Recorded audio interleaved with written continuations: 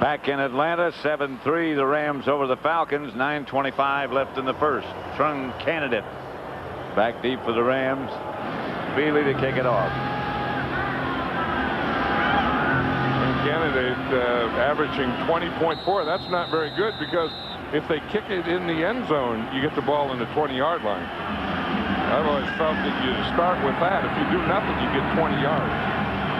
Bealey's kick is short. Candidate handles it at the 5. See if he gets to the 20. The coverage wins when they don't get to the 20. The ball didn't get to the end zone, so he didn't have a choice, but you're exactly right. 7-3 the score.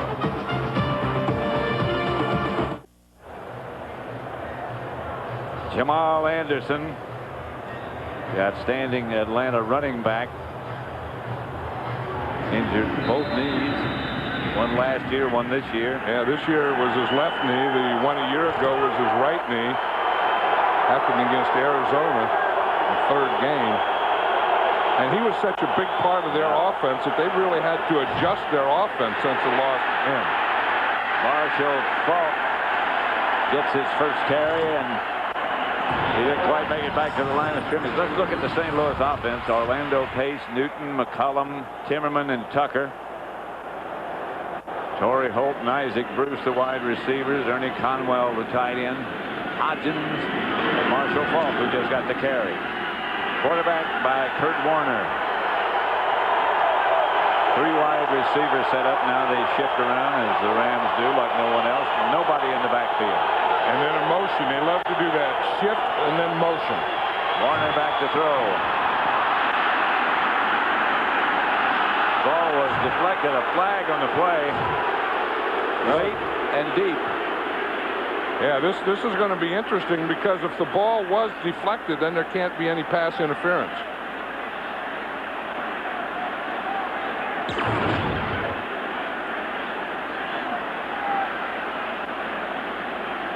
Yeah, the ball was deflected there, so you can have roughness, but you can't have interference. So what the call is here is they're saying unnecessary roughness against the Falcons. Personal foul, unnecessary roughness, 94. Defense hitting the player after the ball was incomplete. 15 yards, first down. Call was called on Henry Crockett. You're going to see him right here. See, there's Torrey Holt. Henry Crockett comes up and just hits him after the ball goes by. That's one of the things everyone wants to do against these Ram receivers, is they want to be physical. They come into this game, when they come into the middle, we have to hit them. That's a rule when you play the Rams. But you better hit them before the ball gets there, or before the whistle blows. That's a tough call. You know, they do try and light them up when they go in the middle. The Falcon defense, Brooking, Travis Hall, and Shane Dronette, excuse me. Here's Brooking. You're going to see he's going to come on a blitz. He's becoming one of the best middle linebackers in football. He's not reading this. He's just going to blitz in that A gap, and he's able to blitz and then come off. And you see what happens. Both those tackles got in there, and you know Keith Brooking was there, and then Dronette was in there, and they got that whole thing botched up before Marshall Faulk had a time to get back to the line of scrimmage. 2nd and 13. That's Ricky Prohl in motion. Brooking was up on the line of scrimmage again. Faulk to midfield. Ambrose made the stop. Let's look at the Atlanta defense now. That's the front 4. Kearney, Hall, Dronette, and Brady Smith. The linebackers. Semino starting in place of Draft, Crockett, and Keith Brooking in the middle. And the secondary, Ambrose and Buchanan, the corners, Bradford and Carty, the safeties. And the strength of this defense is really Keith Brooking, the middle linebacker, and the 2 corners, Ashley Ambrose and Ray Buchanan. They have 2 very good corners.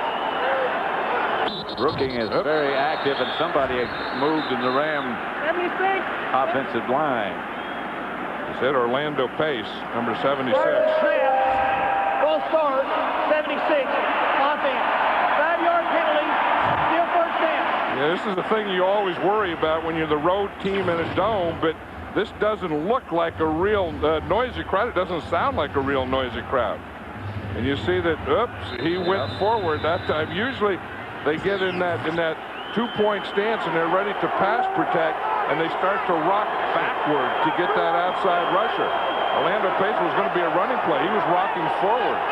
Trying to get a Brooking. And a flag on the play. This time, Tom Newton, I think, moved. And now the crowd is getting into it. 61. Listen to him now. Now we're talking here. Earlier I did. Here's Tom Newton right here. You see him move. Again, he was just trying to get a little position there. The first one I didn't think was a noise problem. The second one, the one there on Tom Newton, could have been. First Listen to him now. Yeah, I mean, this crowd is, you know, whatever it takes, it got him now. First and 20. Warner drops the throw and fires to Hakeem as he cuts across and gets the first down. Boy, this Kurt Warner's amazing. You know, like he said, he doesn't throw to a receiver. What he's going to do is he's going to throw between defenders into a window. Now, when Hakeem makes that cut right there, you see the window he threw it in? That's where he's trying to get. If we can just get this and just stop it right now, we can see here's the window that the ball is going to go in even before the receiver gets it. And the window is between the defenders, not throwing to the receiver. Warner to Hakeem again. 8 or 9, Ray Buchanan made the stop.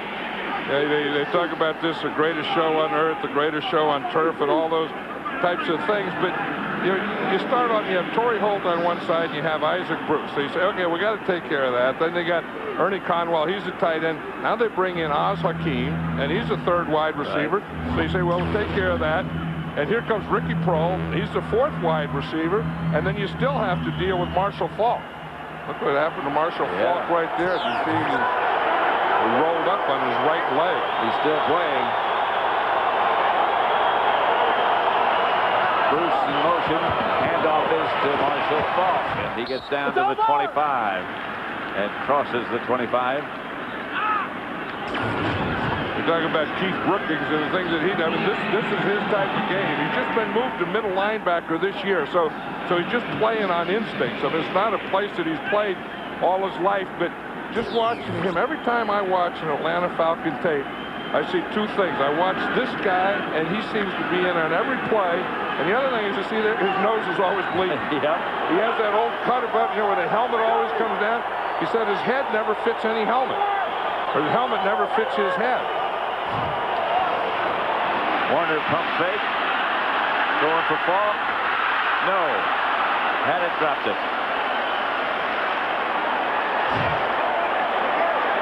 That's the thing about Marshall Faulk. You know, they can split a lot of guys out. Now sometimes you see them, they'll split tight ends out, they split fullbacks out, they'll split halfbacks out, but he's a halfback that can go and split out there and run a pattern as well as a wide receiver. For the Falcons, 35 is John Dale Carty. Comes out for a rest now. Second. John Dale Carty doesn't have a lot of speed, so that was even though he's not a linebacker, he is a backup strong safety starting today. Picks back.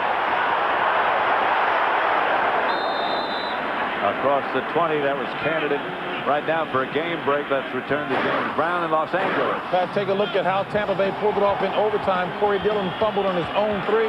Tampa Bay came out and kicked the field goal immediately. 21-yarder by Martin Gramatica. Bucks improved to 6-5. Back to Pat Summerall and John Madden. The Buccaneers are a strange team, aren't they? I'll tell you one thing that I've learned. I think everyone would never count them out. I mean, when they play poorly, you know, don't say that's the end of them. Don't say that's the end of Warren Sapp. Don't say that's the end of Tony Dungy, because they are going to bounce up. It's a Ram timeout.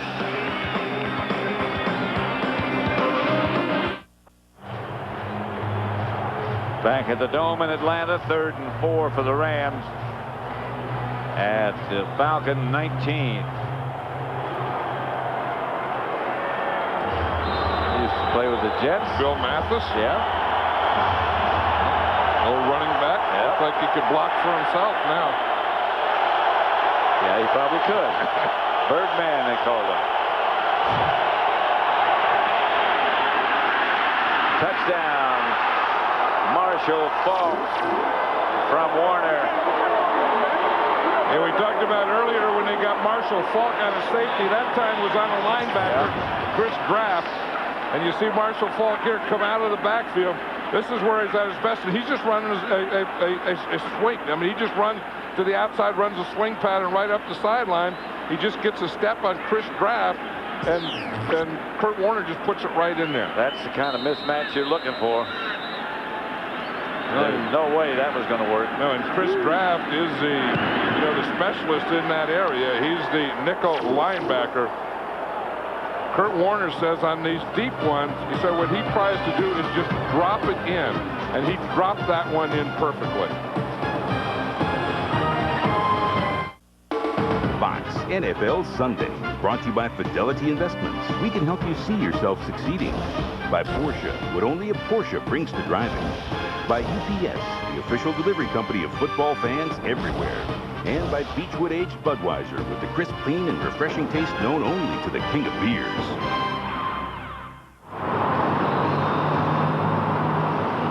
Back in Atlanta, Wilkins to kick it off. Derek Vaughn back deep for the Falcons at the 5. Vaughn. Oh, if he could just have stayed on his feet, he was gone. Vaughn was gone. And I think maybe Jeff Wilkins, the kicker, may have made a play. They don't make a lot of them, but that may have been one.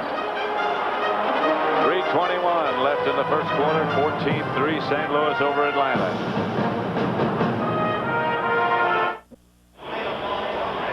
Watch that kickoff return again. Derek Vaughn is a return guy, and the first thing you want to do is get to your wedge.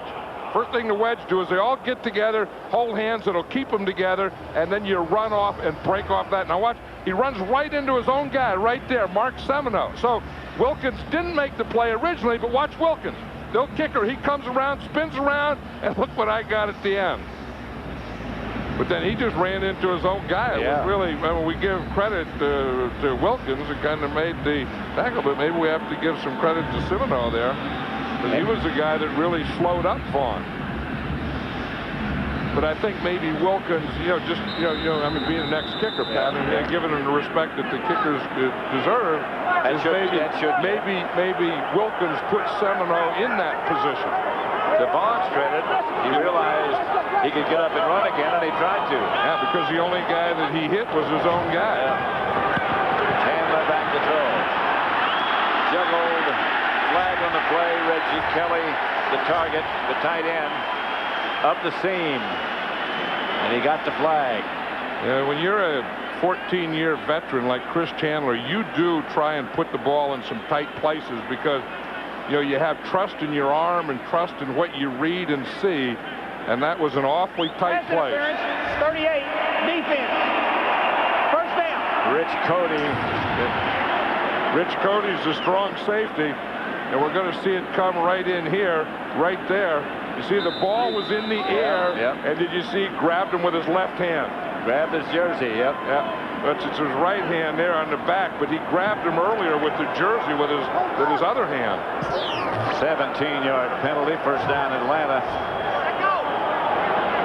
It's a Ram 40.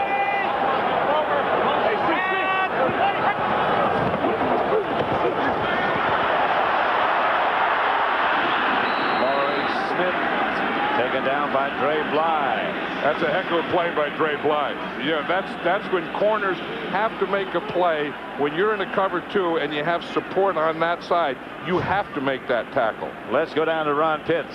Well, guys, offensive lineman Tom Newton for the Rams, he strained his left ankle. They're going in to take a look at it, to x-ray it, and he'll come back out, and I'll give you a status on that when we get one. Pat? K-Ron. Remember last week, he came out of the game with a bad ankle. Mike Marks told us last night that he thinks that Newton's ankle is fine and he'd be able to get through the whole game. Not so. Chandler drops up the middle. Algie Crumpler. You know, one thing, Chris Chandler is getting time. That was the thing that we talked about, and I think that the Rams know that if there's any way that they can get beaten, it's Chris Chandler throwing the ball. That's how they're going to beat him, because this isn't going to be a real running team today, the Atlanta Falcons. And they're not getting a very good pass rush. I think the Atlanta Falcon line is doing a pretty good job of pass protection. And as we've said before, if he has time, he's as good as there is. And he needs time because he's not a mobile quarterback. Chandler drops the throw. Here comes the blitz. From behind. Chandler's hit by Wistrom. There's Aeneas Williams is down on that play. Here's Grant Wistrom here. He's against Bob Whitfield. Whitfield goes to the inside. No one blocks Wistrom. So Wistrom comes free. Chandler was rolling out to the right, so they kind of slid the line to the right. So the end man on the line of scrimmage away from the roll was unblocked. When you have a guy like that, like Grant Wistrom, who has that kind of speed, he is going to get to the quarterback. I think when you want to sprint away from him, especially if it's Chris Chandler, I think you have to block somehow that backside. Here goes Aeneas Williams. Feely is going to try from 50 yards out. He's 1 for 2 from this distance up until now. Minute 43 left in the first quarter.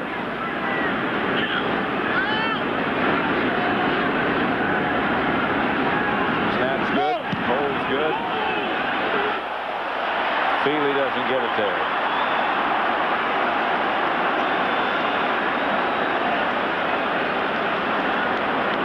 So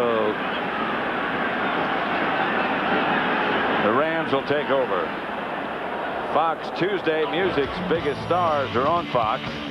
It's the 2001 Billboard Music Awards, live from the MGM Grand in Las Vegas.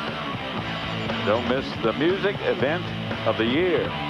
That's Tuesday at 8, 7 Central, right here on Fox.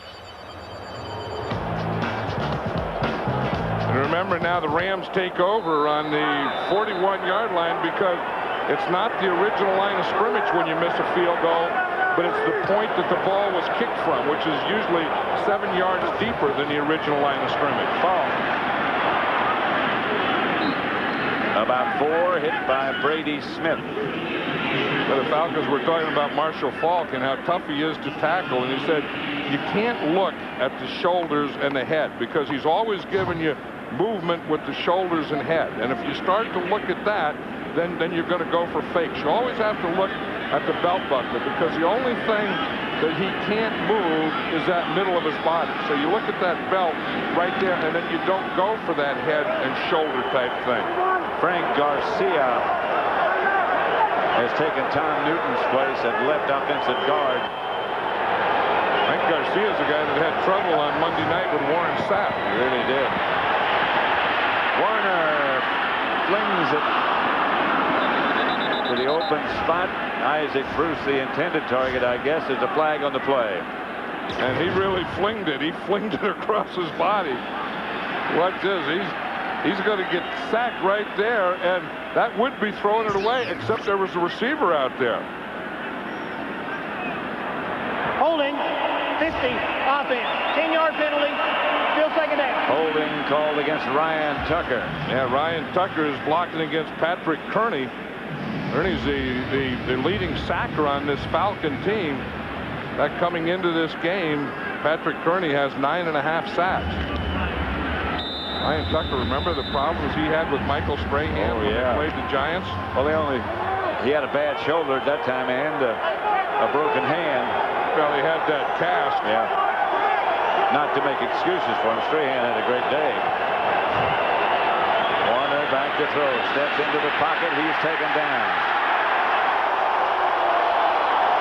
You know, one of the things that the Falcons do is they have their pass rushers. This was a great example of it. Pass rush to dots and then collapse the pocket. Now what they do is this end, the right end, will go to a point here and start the clock. The left end comes to this point, outside the quarterback, not going deeper. Now the 3 technique, because he's usually single block, will get to this point. The nose tackle, because he's usually going to be double, will get to this point. So they get here, here, here, here, and then they collapse from those points. Ed Jasper made the sack. On that last play, they all got to their red dots. Warner, screen pass to Falk. Tripped up, didn't get the first. They played it well. Derek Vaughn made the stop on Falk.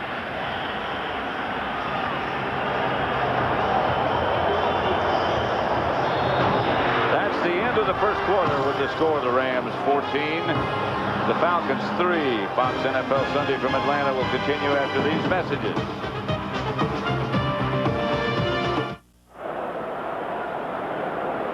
Keith Brooking, John Madden was saying a minute ago, his nose is always bleeding.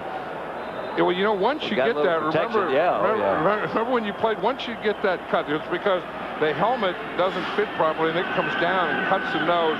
And I remember when I was playing, anytime you would get it early in the season, and it would open up every game you ever played in. You had a bloody nose for 6 months every year. Darian Gordon, 6-1 tackler. Another. But that pursuit got him at about the 27-28. I got one of those things, and you got one. Yeah, I got one. Yeah. We've stopped the bleeding, and that's good. Fox NFL Sunday is brought to you by the reinvented Toyota Camry. Get the feeling. By Citizen Eco Drive, a revolutionary watch that never needs a battery. By cold filtered Miller Genuine Draft. Never miss a genuine opportunity. And by Radio Shack. You've got questions? We've got answers.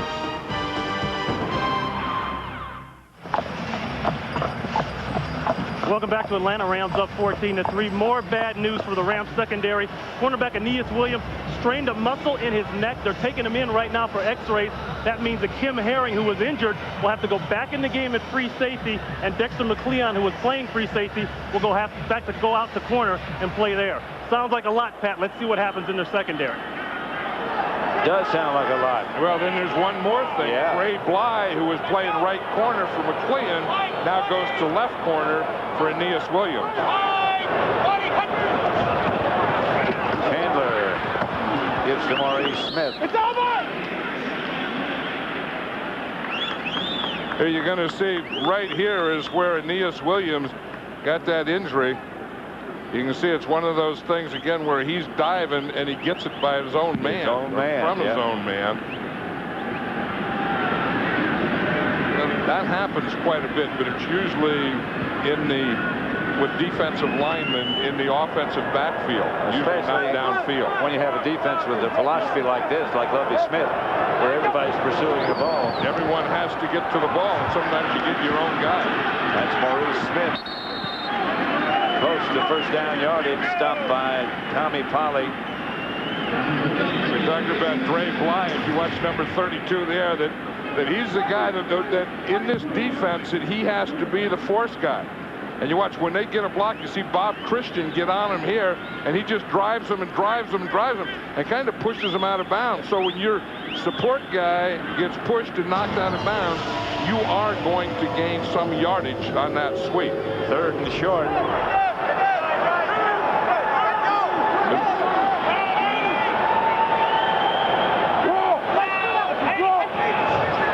Chandler drops the throw up. He's going to take off, and he's going to get the first down. He'll slide, I'll guarantee you that. He's not going to lower the head. No, you don't stay 14 years in this league by running and not sliding. If you give Chris Chandler a gap and a big hole like that, he will do it. Look at the defensive injuries of the Rams. Adam Archuleta, their strong safety, isn't active for this game. He has an injured ankle. Don Davis, their starting linebacker, has an injured wrist, and he's out. Kim Herring had a hit, but now he has to play. Damian Lewis is out, so they have really been hit. That Leonard Little, who's their pass rusher, isn't here.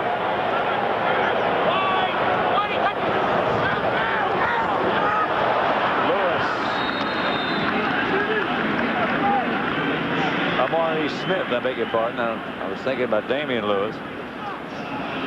Wasn't that something about Chandler? That, you know, that's why we're talking about those red dots and the way the Falcons rush the passer, and that's staying in your lanes. Now, the Rams on defense, they like to do a lot of stunts and games and twists, and doing that, if you get picked up sometime, you will create some pretty big throwing lanes for the quarterback or running lanes for the quarterback. Chris Chandler saw it, took advantage of it 2 plays ago. He's 5 out of 8, second and 10.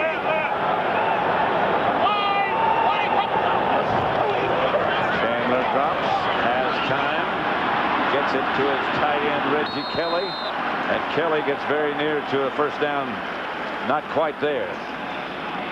You know, and the Rams know this, and I think they're going to get a little frustrated defensively. Is that when you play Chris Chandler, and we talk about him not being a real mobile quarterback, but you can see that, I mean, 95.7, you know, his third down rating is great, and he can do a lot of good things. But he's not mobile, and you have to get him. You have to hit him, and you have to knock him down. And the Rams haven't been hitting him or knocking him down. And that time they didn't even get their defense straight, so they had to take a timeout. That's their second. They only have one left.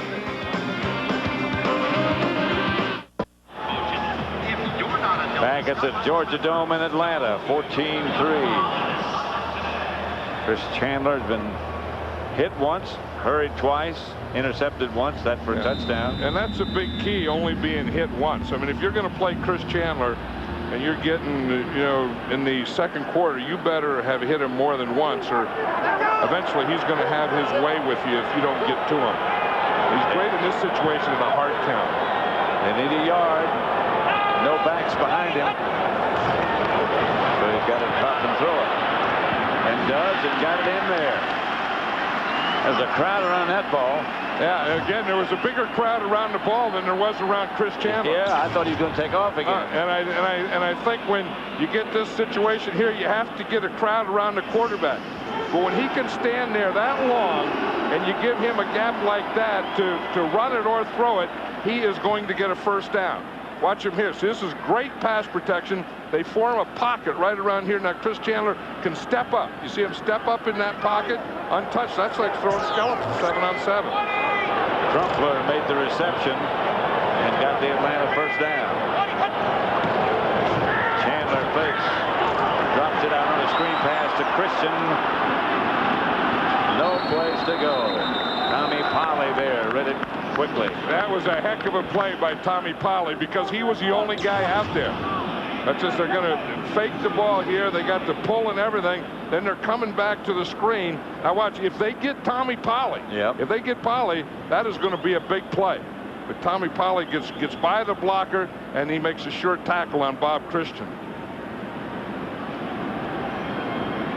Bob McClure, old 62, the old center, he was out there looking for him. Wayne Polley just ran right by him. Waiting for him to get closer.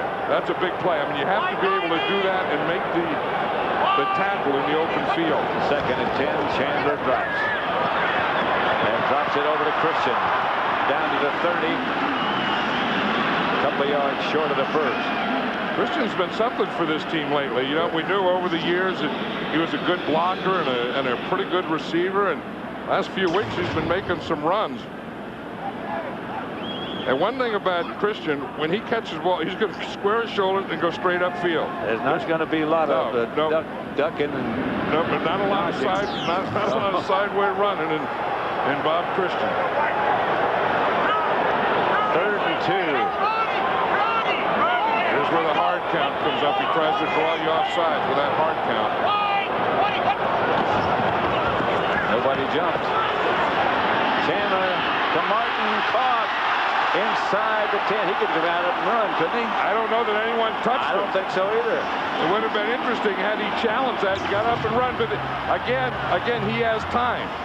And see what they do? They get out here like an I formation. They have the 2 receivers out there, one going medium and one going deep. Chris Chandler picks a deep one. And why? He picked a deep one because of this. He has time again. McLean reached down and touched him. Yeah, he did. But I mean, he had. I'm talking about Chris Chandler having the time to throw. You know, and when you give him that, it's going to be big. first and goal. Maurice Smith. Nothing doing. I think that Tommy Polly again. Excuse me. No, I was just going to say, I think that ankle is really bothering Maurice Smith. But one of the things, we always talk about this red zone and how tough it is to score in this area. And it's not always all about passing and the quarterback. Sometimes the better teams in the red zone are the teams that can run the ball.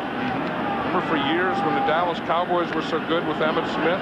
I mean, they'd get down in this situation, they'd just run the ball in. That's how Emmitt got all those touchdowns. And when you don't have a real strong offensive line and a great running back, it makes this red zone a lot tougher. Never forget John Riggins. Here's Chandler.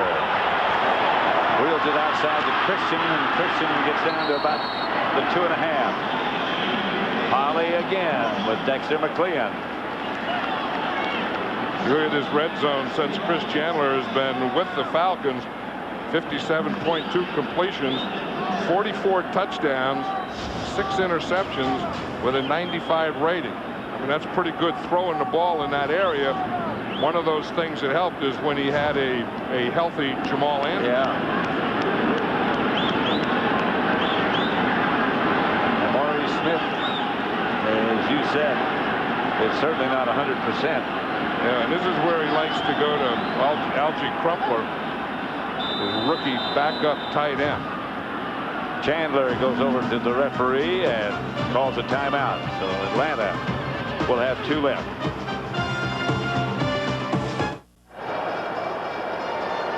Falcons have the ball at the 3-yard line of the Rams. Rams leading 14-3. Chris Chandler is 6 out of 6 on this drive, but he took a timeout to go over and let Dan Reeves call this one.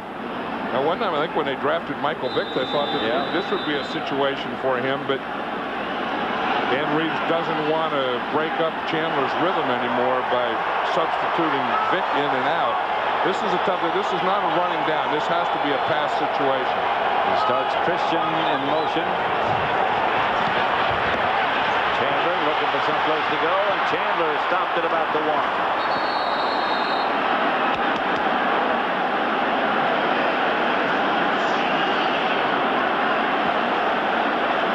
Again, on that play, when you go empty backfield, although they brought Bob Christian back into the backfield, then they ran him out again, then you have to pass the ball. Now, the fans are going to boo. Oh, sure. You had 3rd down and 3, and Dan Reeves knew when he called that play, if you don't get it in, you have to kick the field goal. You have to go for the field goal here. Not much question about that. No, I mean, you don't want to, and you hate to do it, but you have to do it. Chris Chandler came into this game with bad ribs. You can see the flak jacket he's wearing. He looked like he banged up his hand on that play. Feely will try. Flag on the play. What that's for? Delay of game. Clock got down to 0. Just about an extra point for Feely. Delay, offense, 5-yard penalty. That'll back him up 5. I think they took a little time there, wondering whether they should go for it on 4th down. And sometimes you're not sure. Do we go with a field goal? Do we go for it? How much is there to go? Is the ball right on the goal line? Is there going to be a challenge? Those types of things. And you waste the time. I mean, there's no way you would want to take that penalty. Just about 24.5 yards. And Feely's kick is good. 14-6. The Rams over the Falcons. 5:35 left before halftime.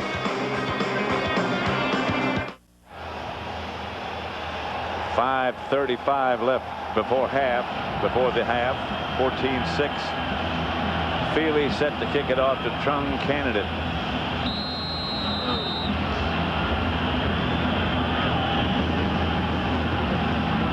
Onside kick.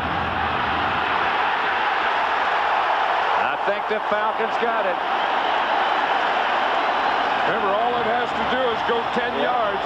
Once it goes beyond 10 yards, you can recover it. Joe DeCamillis, the special teams coach here, Dan Reeves' son-in-law. Watch it right here. There is 10 yards right there. Matt Stewart fell on it. The old special teams coach, always the happiest guy, especially when you call that and your father-in-law is the head coach. You better make it good. Yeah, I was just thinking that they needed a momentum changer here, but I was thinking that the Rams would go for it by maybe going a no huddle, and then lo and behold, the Atlanta Falcons go for it by the onside kick. The Rams have sort of an unusual kick return formation. Yeah, they have three-man wedge, and then one of their wedge men was up. They kicked it away from him. Maurice Smith got it around the corner that time, and a flag on the play. Tommy Polley made the stop. He's made a lot of them so far. Now, these are the things that will really frustrate a team like the Rams, because one of the ways to beat them is to keep their offense off the field. And with these long drives that the Falcons have, even though they just came up with a field goal, then an onside kick. 32, defense, 5 yards. Walt Coleman, Still first down. the referee. Dre Bly is guilty of the face mask, and there it is with his left hand. Yeah, Dre Bly today started at one corner and then was moved to the other corner when Aeneas Williams got injured. He's playing Aeneas Williams' corner now. Dexter McLean started at free safety. He had to go back to his corner, and the injured Kim Herring had to come back into the game. But again, here's what it's all about. It's this group against this group. And right now, this group right here is winning. The offensive line of the Falcons, because the defensive line of the Rams isn't getting pressure on Chris Chandler. First and about a yard. You don't get first and one a lot of times. Chandler didn't see anybody coming. He did get rid of it in time to Maurice Smith. You know, that old thing, you know, if you ever had second and short or first and short, like you say, you don't get that one a lot of time, but you want to go play fake the run, and then go for a big one. You know, try and hit them deep. But the Rams played that defense. They played a very loose defense. Did you see the linebackers were off deep? They didn't play nor react to the run at all, the Ram defense. They knew with first and short, you better expect playbacks. John Moran came around the corner and hit Chandler just as he got rid of the ball.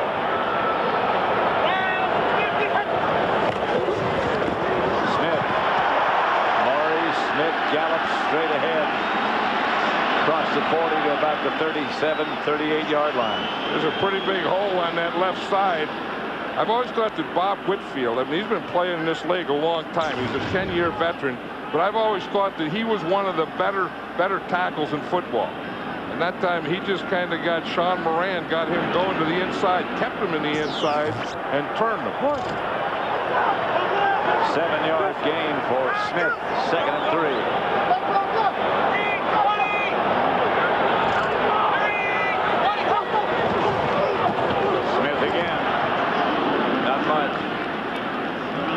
Ryan Young made the stop.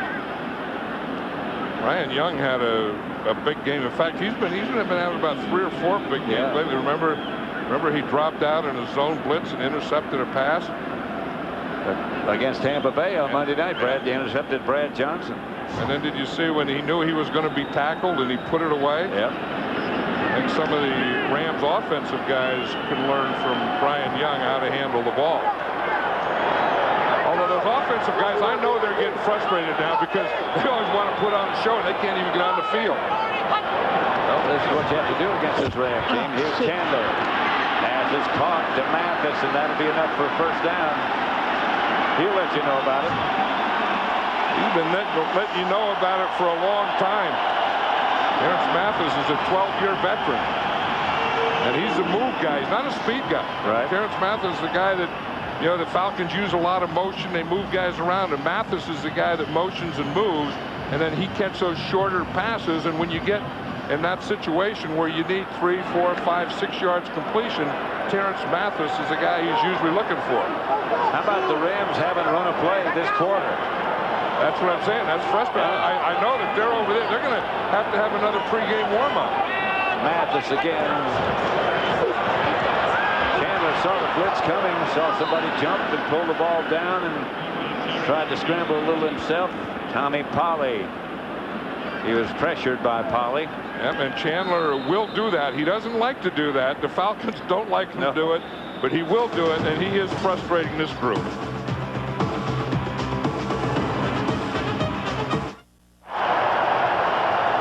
Next week, it's another full day of NFL action, beginning with the undisputed champions of pregame shows, Fox NFL Sunday.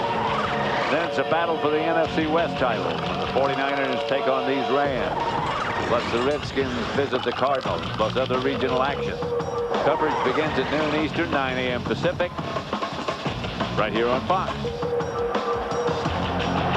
Hey, what the Falcons have to do now is they have to score a touchdown because they have that time of possession. They have all those types of things, but they just don't have the points. Chandler, the time. That one might have been hit. That'll bring up 3rd and 10.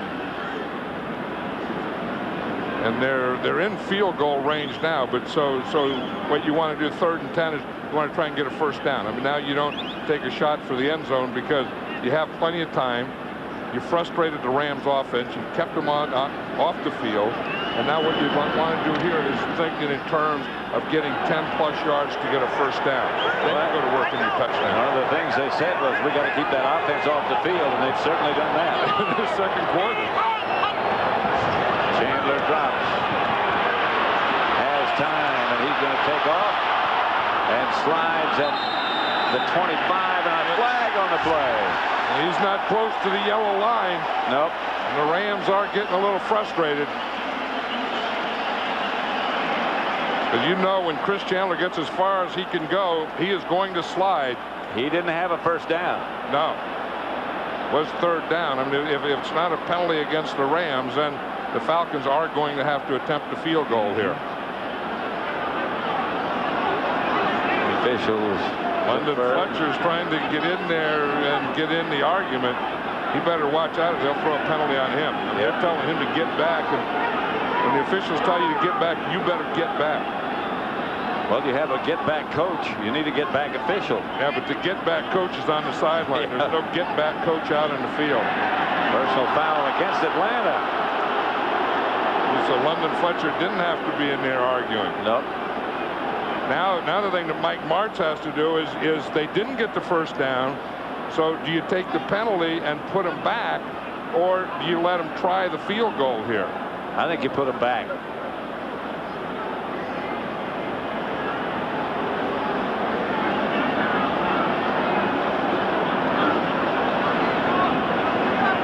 London Fletcher back in again. I don't know that they're exactly sure what this penalty is. Well, they've already signaled one time, a preliminary signal, that it was against Atlanta. Yeah, and then if it were, after the play, then it could still be a 4th down. I mean, the penalty could be after the play, too. We're going to find out here.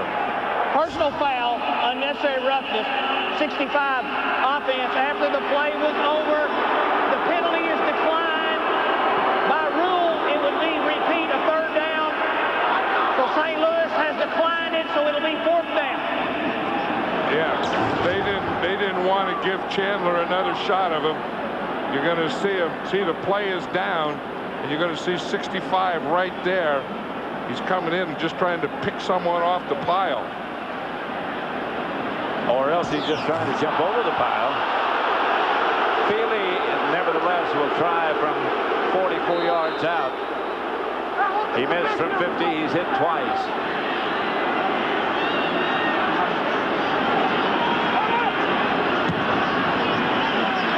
That was hooking and no good.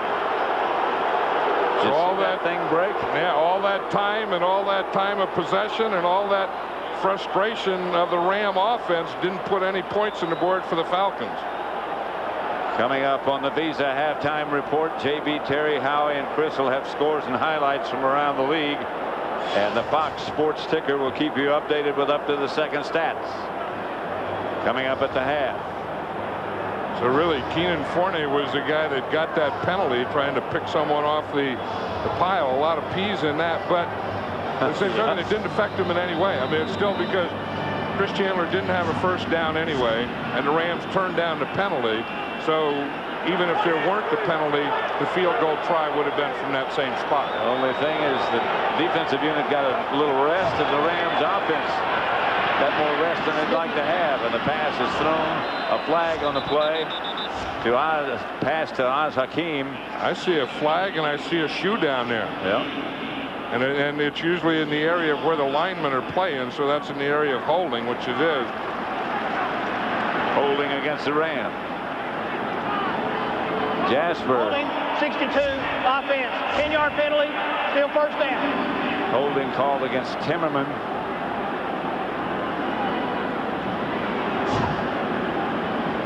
Adam Timmerman, the right guard.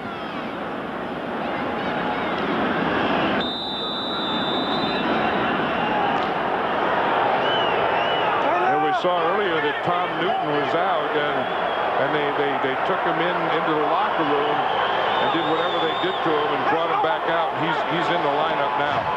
Warner back to throw. Going to throw a screen pass to Falk. Marshall Falk.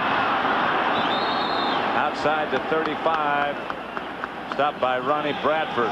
Did you see Marshall Falk get out there in the open field though and start that head and shoulder stuff? I was thinking about that. 13 yards. And it did affect one of the tacklers, but it didn't affect the second and third. Quickly up. Warner throws to Oz Hakeem. Hakeem out of bounds. Stops the clock there after he gets the first down.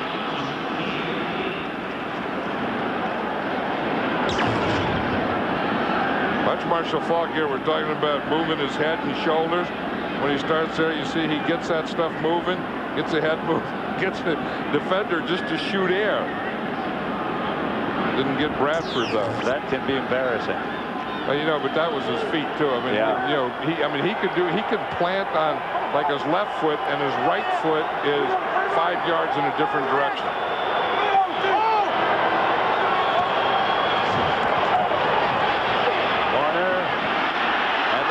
Is almost picked off. The Falcons had a shot at it. Ambrose, two defensive backs collided and knocked the ball loose. They had this interception. You know, we talk about these corners, Ashley Ambrose right there and Ray Buchanan as being two very good corners. And you see Ashley Ambrose is going for the ball. In fact, he had the interception. Yeah. It looked like Bradford not only hit him and knocked it out, but put his right hand in there and tried to grab it out of there. So it's 2nd and 10, 55 seconds left. But you know, Torrey Holt or Isaac Bruce have yet to catch a pass. I know. Warner back to throw and throws to Marshall Falk. And Falk is down at about the Falcon 40. One of the things that Mike Martz says that he wanted to do, of course, is to get the ball to Marshall Falk, but he hasn't gotten it to either Torrey Holt or Isaac Bruce. Falk swings out to the right side. Warner is caught from behind by Brady Smith, and now he takes a timeout. That's the Rams' last one. And that's a big sack, because that sack made them take the timeout.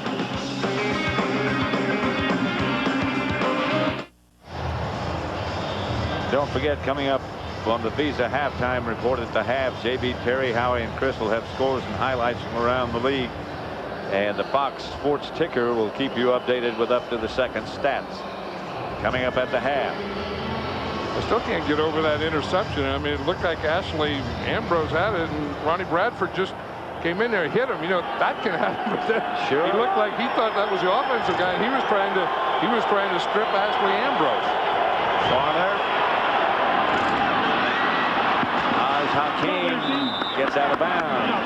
15 seconds left. They're in field goal range now. Yeah, and this first half has been about Kurt Warner throwing to Oz Hakeem and Marshall Falk. And again, not to Torrey Holt and Isaac Bruce. And Mike Martz is a coach that doesn't do that for an entire game. So when that happens, he'll probably make an adjustment, and we'll probably see quite a bit more of Holt and Bruce. Of course, you have to have the ball. And that's the other thing, is the Rams, they were frustrated by the time of possession of the Falcons. Jeff Wilkins with 15 seconds on the clock. The Rams don't want to take a chance, so he's already in the game. Ricky Prohl holding. This is from 45 yards away. And that's going to be plenty far enough. And it's no good. Well, you know, I talked about how big that sack was because that that made them use that timeout, and then because they didn't have a timeout, then they had to kick the field goal before they could try another play. It's the new show everybody's been talking about, the best damn sports show period. It's the nightly new show that features a comedian who's a diehard sports fan and a bunch of ex-jocks who really know the game. The best damn sports show period, weeknights at 7:30 p.m. and 11:30 p.m. only on Fox Sports Net.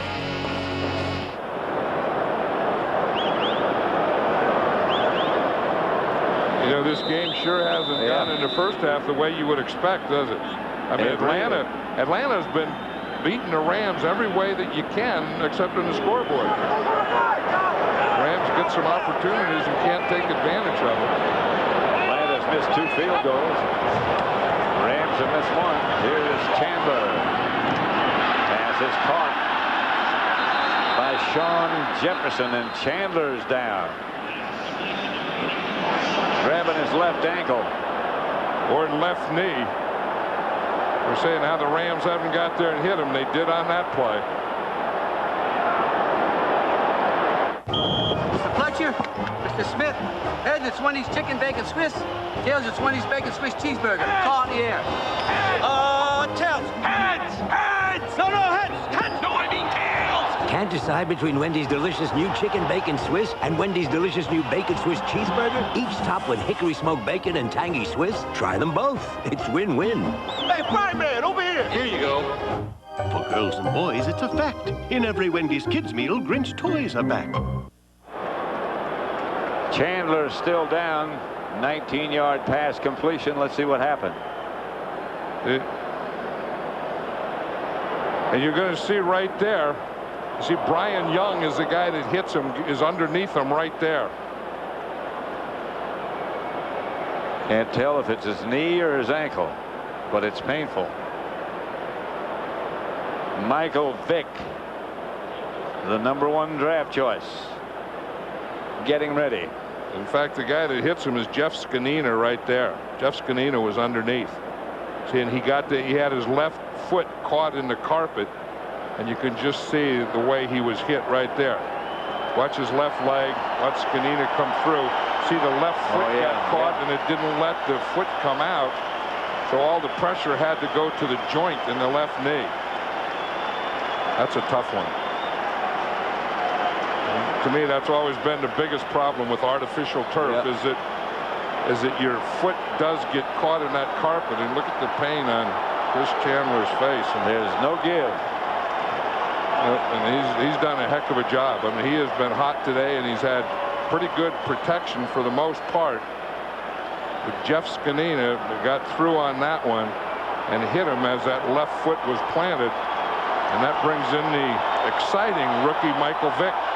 We met him the other day. I mean, he has a lot of life in him. I watched him practice, and I mean, he can throw and put the zip in the ball, but where he's special is where he runs. He could be, Michael Vick could be the fastest player in the NFL. He is fast.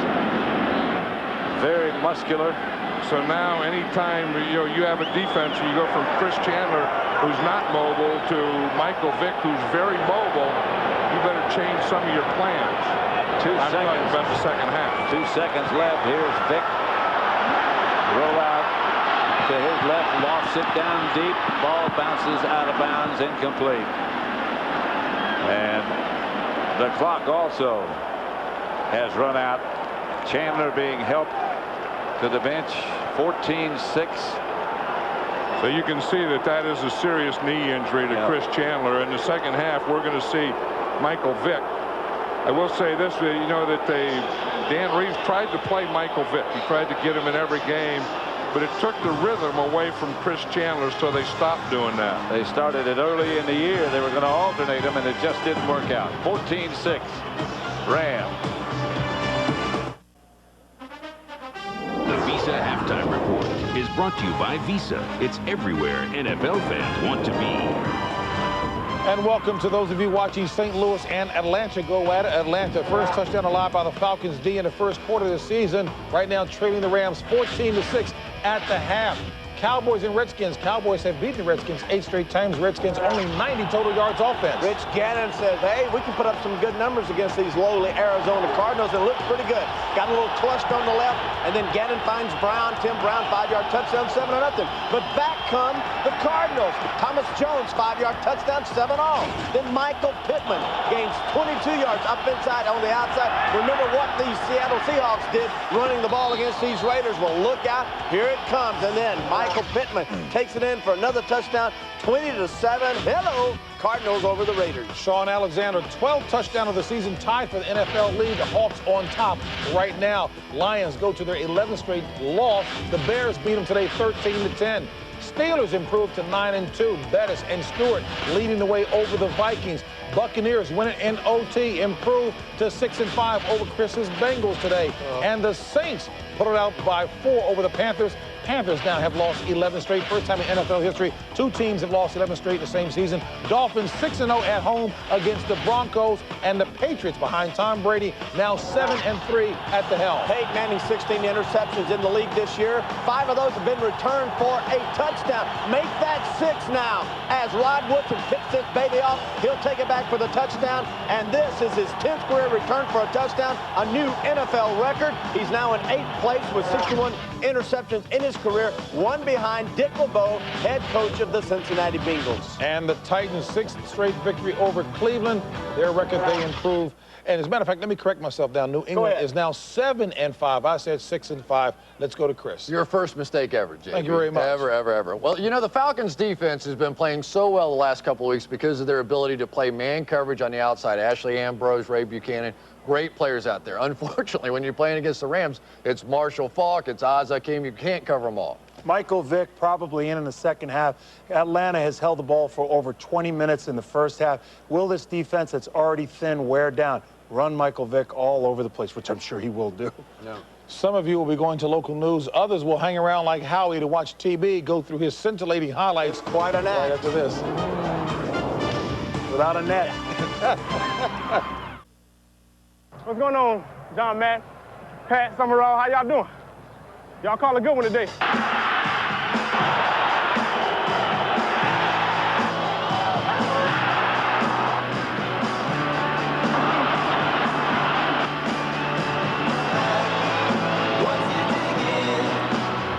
Michael Vick, it appears, will be the Falcon quarterback in the second half. Chris Chandler either hurt his knee or his ankle.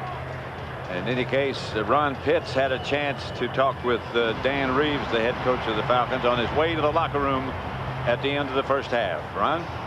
Coach, Chris Chandler obviously injured. Michael Vick will go in. How much will that change what you can do offensively and what you will do? Well, we've got to be a little bit more simplified. We won't do quite as many things we would with Chris, but we just got to draw on things that Mike does well. So we'll narrow it down some.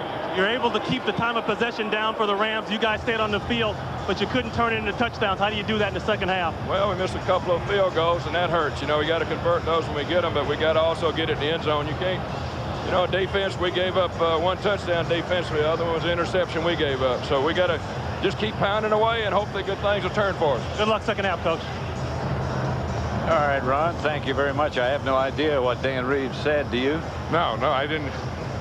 My thing wasn't hooked up to Dan Reeves and Rod Pitts, but we know that Michael Vick is going to be playing, and you know that he's a different threat. And one thing I'll say, you know, going to practice Friday, that sometimes they don't let the backup quarterback get any reps with the first offense, but I would say that in Friday's practice, and Michael Vick probably took half the reps. Looked like they just alternated plays. Yeah, so that's a good thing. Trump candidate at the 7. Cut down just outside the 20. Here are the halftime statistics. Falcons pretty much dominated in time of possession, certainly. Look at that. That's a big thing right there, but the other big thing is the score is they had the ball, but all they did with it is get 2 field goals.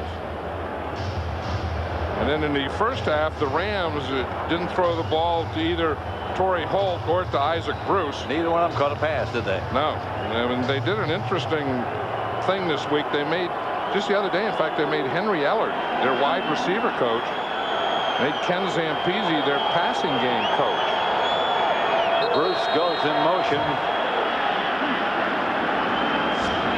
A lot of finger pointing going on, and a flag on the play. You know, they had Henry Ellard, who was just an offensive assistant. False start, 84, offense. The defender was not in the neutral zone. 5-yard penalty, first down. Ernie Conwell, the tight end. I think he was trying to say that the defensive player moved first and made him move. But as you heard Walt Coleman say, he did not get into the neutral zone. First and 15. Warner back to throw it. Up the middle to Bruce. Torrey Holt. Yep, that's Torrey Holt's first. And we talked about Mike Martz and the things that he would talk about and the adjustments that he would make. And we know one thing, that Torrey Holt is going to have something to say about it. And so is Isaac Bruce. And they're going to tell Kurt Warner, you know, we didn't have the ball a lot, but we have some holes in there, some windows. And we have to hit those windows. And that was a perfect shot of throwing the ball in the window to Torrey Holt. He's got to get it over the head of the middle linebacker in most occasions on a pattern like that. In that case, he got it over Brooking. And Kurt Warner's thumb isn't back to normal yet, but he can still make those throws. That's Isaac Bruce. And so our conversation about neither Bruce or Holt catching a pass came to an end in a hurry, didn't it? Right, and you know, halftime adjustments and type of things that you do. And they go in there and they make that adjustment. They come out and they throw one to Torrey Holt. Then they come right back, boom, and they throw it to Isaac Bruce in the very next play. Because those guys are the explosive guys. I mean, you know, Marshall Faulk is a great player, could be the best player in the NFL. You know, and you get the ball to Oz Hakeem, he's a third, but you got to get the ball to these two guys also. And to Ricky Proehl. Down the sideline, it's Torrey Holt. And the pump fake got him. Torrey Holt got it into the end zone. The Rams get a quick touchdown. That was one of the things that Kurt Warner was telling us last night. He said, both of these corners will bite on the pump. That means the pump fake. So what you do with the pump is you give them a little move first. You see, Torrey Holt starts to the outside, and he gets him right there. He got Ray Buchanan right off the bat. He didn't even have to pump on that one. No. He just made him with that, you know, zigging and zagging, and he got by him, and there was no way that Ronnie Bradford, the safety, could get over there. Almost got him all the way off his feet. Like maybe he did get him off his feet. Wilkins' extra point is good, and it's 21-6. Again, Chris Chandler is out, and Michael Vick will quarterback the Falcons. Fox NFL Sunday, brought to you by Volkswagen. On the road of life, there are passengers and there are drivers.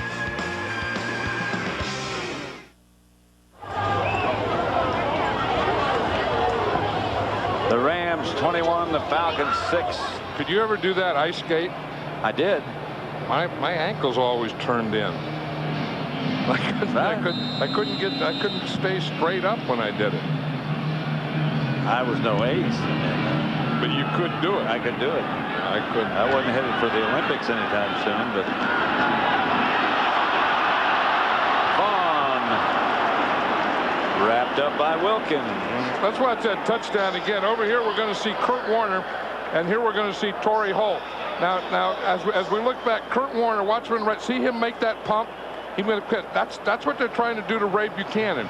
Get him to jump on that pump fake. Of course, I think Torrey Holt just kind of ran him over there, and then he gets 2 or 3 steps on him, and Kurt Warner just dropped that ball right in there to Torrey Holt. As I said, Ronnie Bradford, the safety, didn't get over because that pump could have held him, too.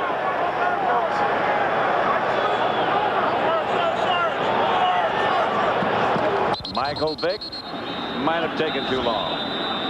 Flag on the play. Remember, they started out this season and they were going to give Michael Vick a series here and a series there. 65, offense. And they're going to use him close down to the goal line in the red zone. and he was going to be able to run the option play. Yeah, and Dan Reeves said that that didn't help because it wasn't good for Michael Vick's rhythm, nor was it good for Chris Chandler's. Both Chris Chandler and Michael Vick agreed with that. Although I'll tell you, if you do get close to the goal line, I know that they have some very interesting plays that Michael Vick would run that Chris Chandler doesn't run. I guess I say that Chris Chandler's injury was an ankle rather than a knee. Left ankle. Was that left foot getting planted in the ground? 1st and 15. Vick back to throw it. Throws a strike to Tony Martin. He does throw strikes. He does. Let's go down to Ron Pitts. Pat, I talked to Mike Martz at halftime. He said the whole problem with the offense for the Rams is that we haven't been able to get enough possessions. They only had 3 possessions there before the half ended. They scored on the 4th one, so I guess the rhythm is back. He was complaining about getting back in rhythm. As far as Chris Chandler is concerned, you guys were just talking about that. He does have a sprained left ankle, believe it or not. It's just a sprained left ankle. He was walking around in the locker room. They retaped him. He's going to come back out and try it. I'll keep you updated on that. Pat? Thank you, Ron. Not if Michael Vick keeps throwing it like that, he won't be back. Well, that is good news, though, because you know that looked bad. I mean, that looked like a knee to me, and you know he's had problems in that area before. But yeah, I mean, I don't know if an ankle is better than a knee. I would always think so. I mean, if they said you can either have an ankle or a knee, I would always take the ankle. And the fact that he's walking around and they're taping it up, I think are some pretty good signs, because they do have X-ray facilities at all the stadiums now, so they did X-ray that, and the X-ray had to be negative if they're taking it up. 2nd and 8. Here's Vick.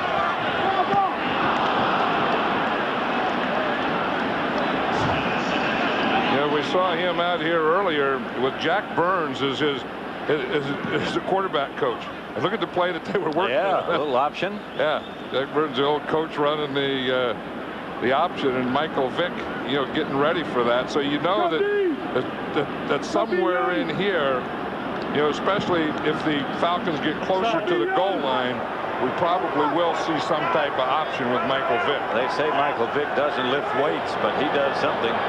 He does a lot of push-ups or something, and when he does do it, Jack Burns won't be in there either. He throws. A bad pass was there for Mathis. Kind of high, but he should have had it. Michael Vick, they say, is pretty cool. You know, in one game he came in and he had a chapstick in his helmet, and he was in the huddle between plays. Oh, that went right through his hand. Yeah. You said, you know, you have to, and it's obvious that you do have to catch those, and you know, you can't use that excuse to the left-handed spins, because he's been there all year now. I mean, they've been catching a lot of footballs from Michael Vick. The Falcons are going to down it inside the 5 and about the 2. Elijah Williams got down underneath it and was able to knock it backwards. Tried to catch it over his head. 11:34 left in the 3rd quarter. The Falcons down it there.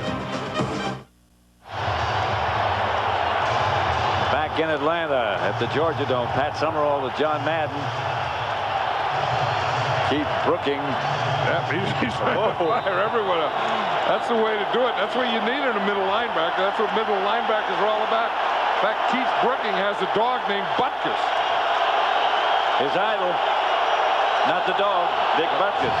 You're a middle linebacker. That's not a bad idol. Warner just does get rid of it before he's hit, intended for Ernie Conwell.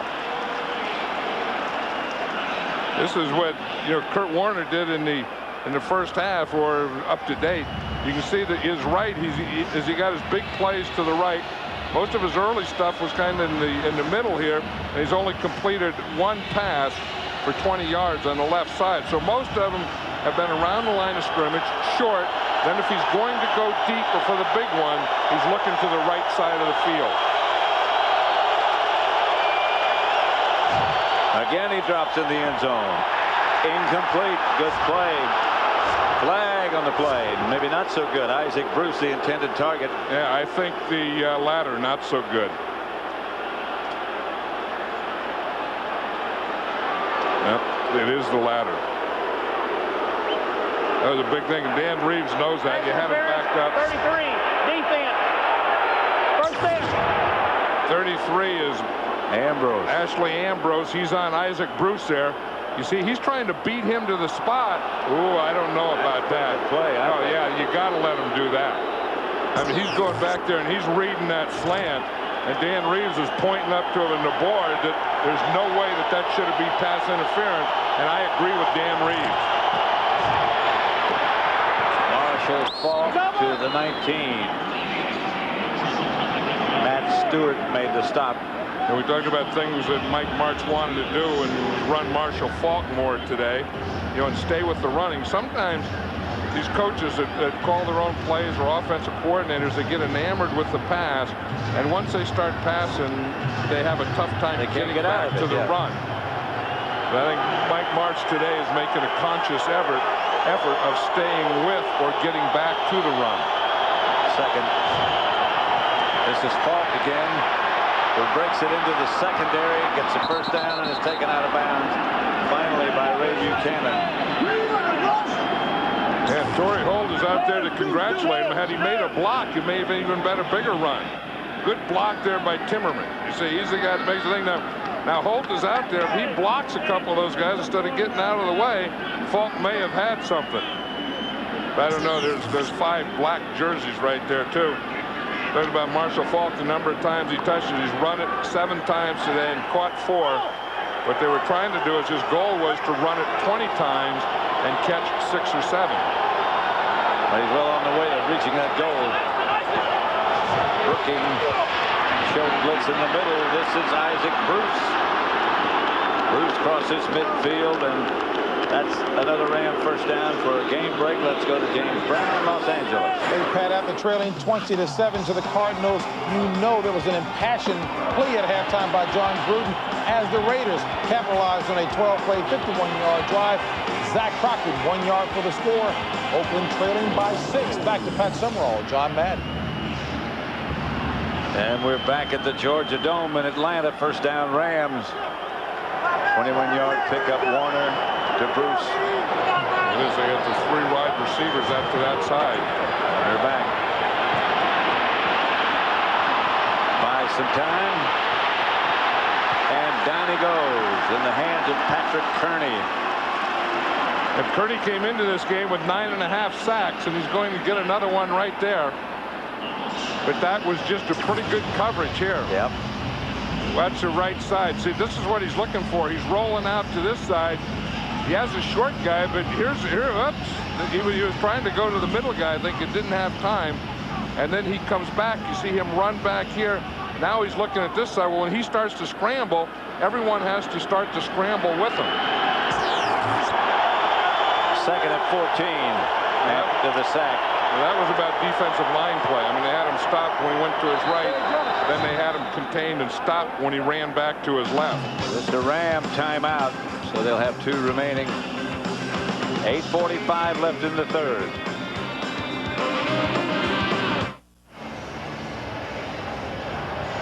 (21-6) St. Louis over Atlanta. Aeneas Williams is back on the sideline behind the Ram bench. Looks like he'll be back in the game. It all depends on where his helmet is. Yep. That's what I've always learned. When you see a guy, if he has his helmet with him, then he's probably going to be back in the game. If he doesn't have a helmet with him, he's probably not going to be back in the game. Sometimes when a guy wants to go back, they'll hide the helmet. That's the concussion rule. Yep. Flag on the play. That's the old deal. When a guy would have a concussion, you tell him he couldn't play. Make sure he didn't just run in there. You'd hide his helmet. Prior to the snap, false start, 76, offense. 5-yard penalty, still second down. Orlando Pace. Over the years, I coached guys, though, that you'd hide their helmet and they'd still run in there. You must have played with guys like that, didn't you? I think, unfortunately, I did. Would play hat or no hat. I think this Keith Brooking is the type of guy that might play with no hat. He has that bloody nose and that whole thing going. I think he's a guy that would play without a hat. I think London Fletcher would, too. I think both middle linebackers in this game would. Ball drags Brooking.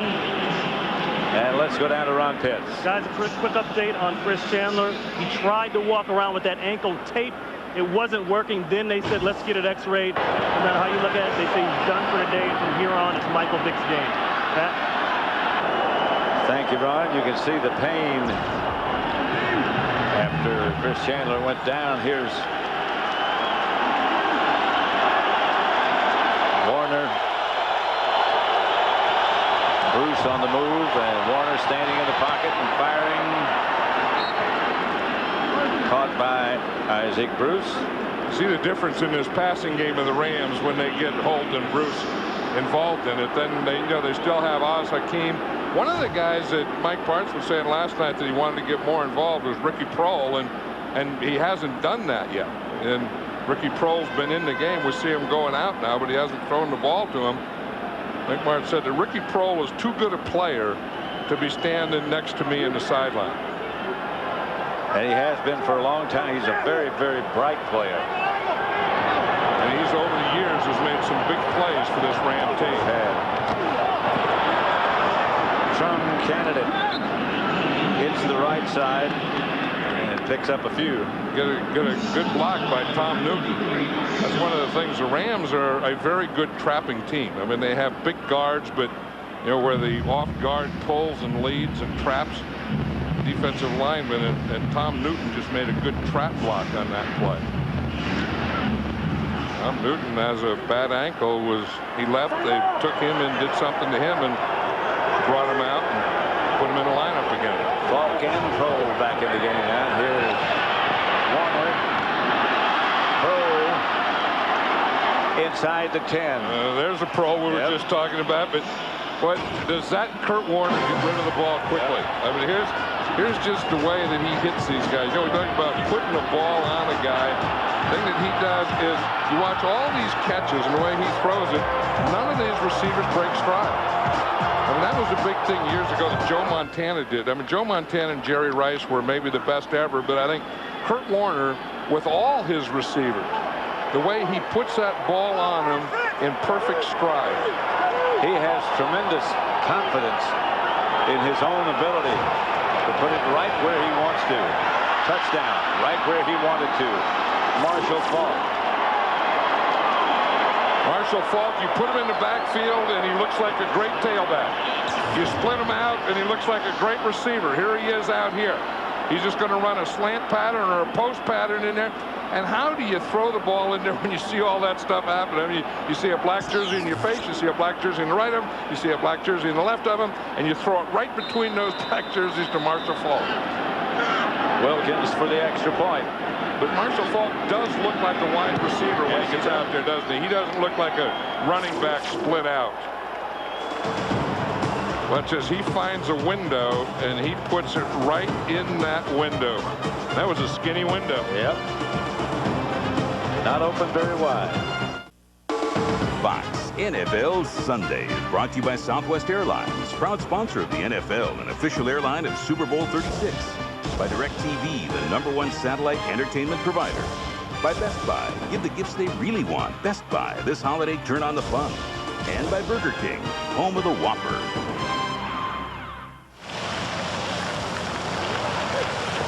That doesn't quite look like Atlanta, does it? No, what is that you do with those things? You try and run and not let the water hit you? I guess. I think that's it. You kind of play like water tag.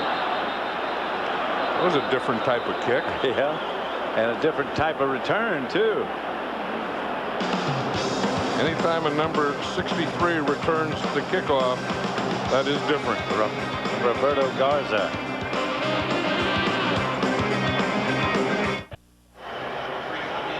Fox Tuesday. Music's biggest stars are on Fox. It's the 2001 Billboard Music Awards live from the MGM Grand in Las Vegas. Don't miss the music event of the year. That's Tuesday at 8, 7 Central, right here on Fox.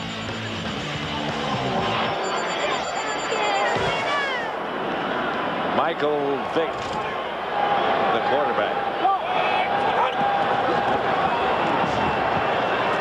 The lone setback for a game break. James Brown in Los Angeles. After only 90 total yards in the first half, Pat, the Redskins 3 consecutive times when first and goal will stop. Tony Banks on a keeper finally scores and we're all tied in Washington at 7. Back to Pat Summerall and John Madden. About that Washington team. Lose 5, win 5. Yep, that's kind of the way this league is, though, isn't it? You know, it's topsy-turvy. It's all those types of things. By the way, we have Commissioner Paul Tagliabue is at the game today, and it's always nice to see the commissioner at the games. Came by before the game for a visit. Vick hits Mathis. Rams lead it 28-6. 5:25 left in the third quarter. Watch Michael Vick here now. Again, a left-handed quarterback is going to throw more to the left than to the right. I mean, it's more of a natural thing. I mean, he will throw in the middle and he will throw to the right, but that looked like a perfect throw there to Mathis. 17-yard pickup. Falcon first down. Vick. Smith. You know, one of the things that Dan Reeves was talking about Michael Vick, and I know exactly what he's talking about. He only played 2 years in college, and he said it's a mental part. It's knowing, you know, you can read it, you can study it. He said it's kind of like you take a class in high school, you take Spanish, and then you know Spanish, and you can como está usted, and then you go to Spain, and you have no idea what the heck's going on. Yeah. Michael Vick in the classroom is like Spanish in the classroom. He said you get in the game, it's like being in Spain. Vick has that wristband with a list of the plays. It took a long time.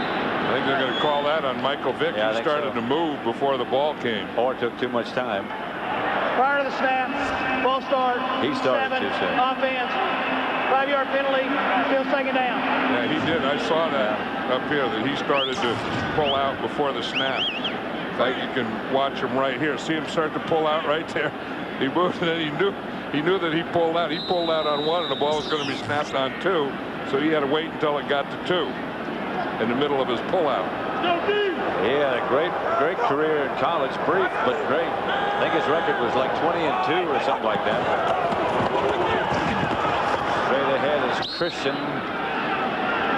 Yeah, he threw in college. He threw for 20 touchdowns. Yeah.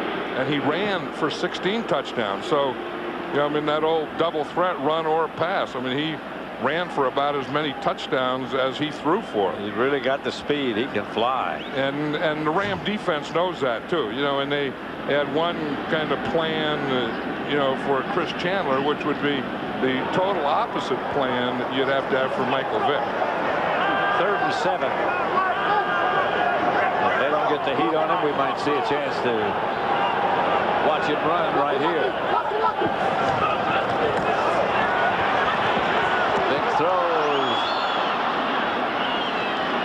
incomplete. And he got hit by Chidi Ahana just as he threw it. And the Rams are doing an interesting thing. They're spying. What they're doing is they're going to drop a lineman out. You see Brian Young right there? Yep. He's going to stop and wait and then just let 3 rush. Of that 3, there was Chidi Ahana. This is very nearly intercepted. Now watch Young there. You see he's just going to back out, and he's just spying on Michael Vick for the run. Oz Hakeem signals fair catch and makes it at about the 16-yard line.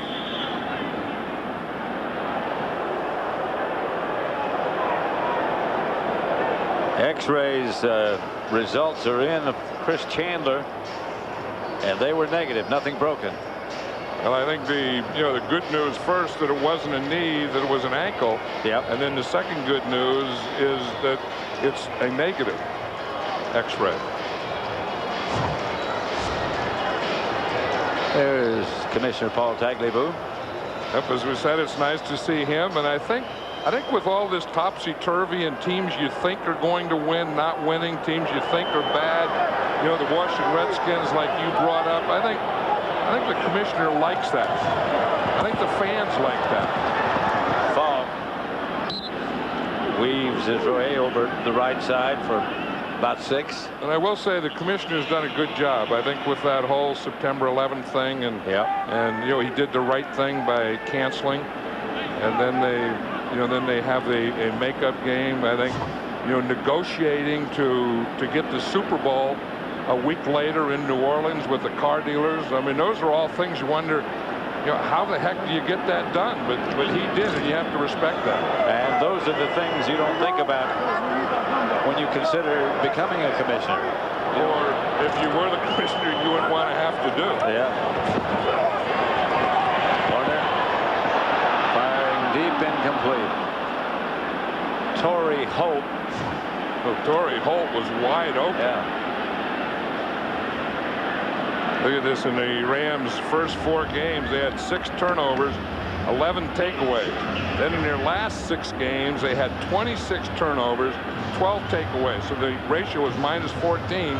But today, no turnovers and 1 takeaway. I mean, today, again, their thing's been time of possession where they didn't have the ball enough in that first half to do a lot of things.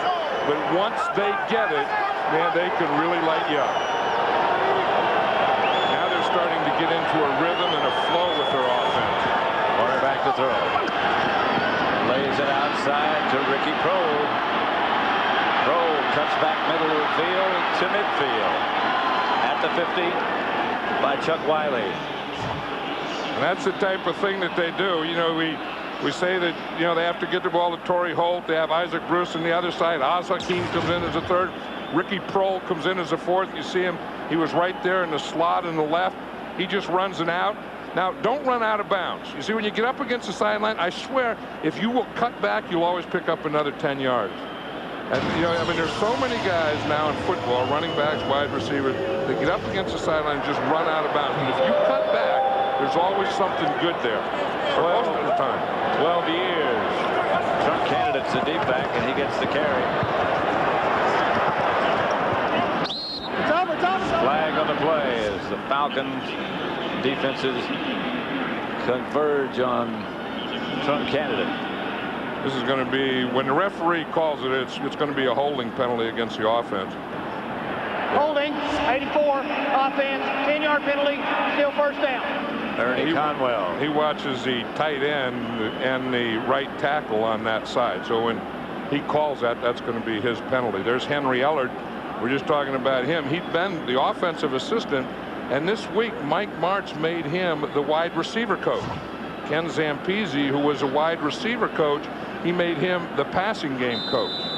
This guy, Henry Ellard, nobody ran patterns better than he did. No, he was a possession receiver. He played for 16 years in the league as a wide receiver, and anytime that you're a possession receiver and you've played for 16 years, you've taken a heck of a lot of hits.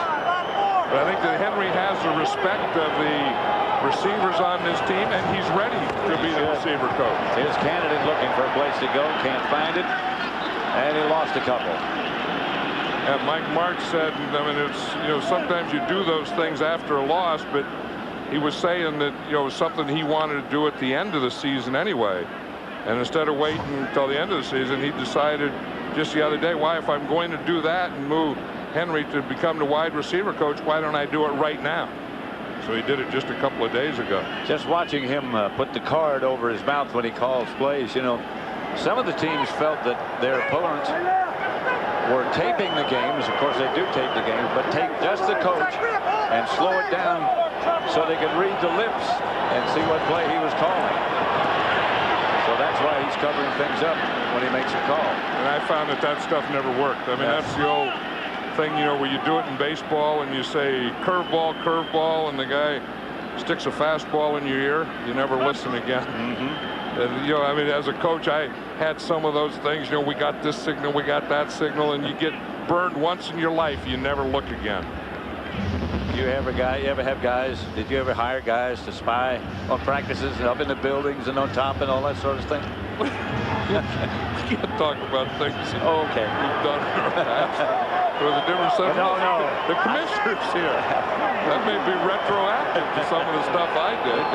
Probably throw me out of the league. Well, neither one of us are with a clean closet. Falk standing in one place and spinning, and I'll tell you, he is something, Marshall Falk. He decided that he wasn't quick enough and that he didn't want the pressure on his joints, so he's lost 8 pounds.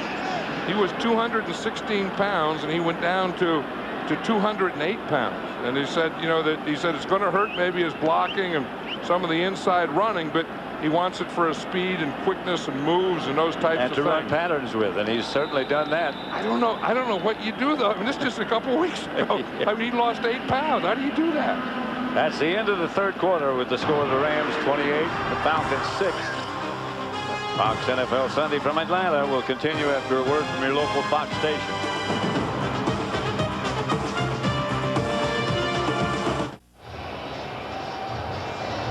Back at the Dome in Atlanta, one more quarter.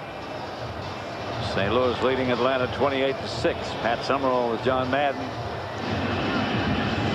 You can see the Rams, if they can get the ball, they can do some damage. And you look at them here in the third quarter, they've had 10 first downs to 2. And the big thing for the Rams, I think, is their offense is so good that if they don't turn it over, they're going to get their points in a game. Darian Gordon back deep for Atlanta. Says get away from it.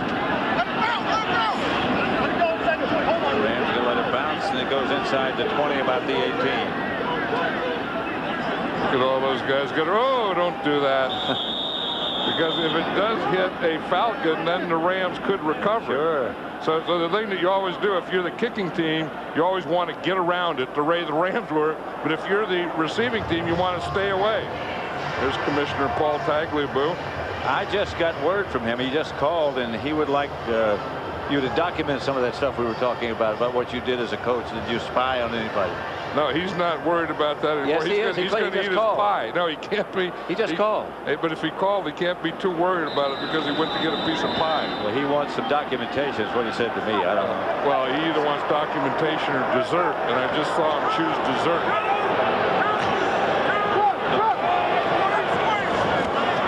Here's Vic.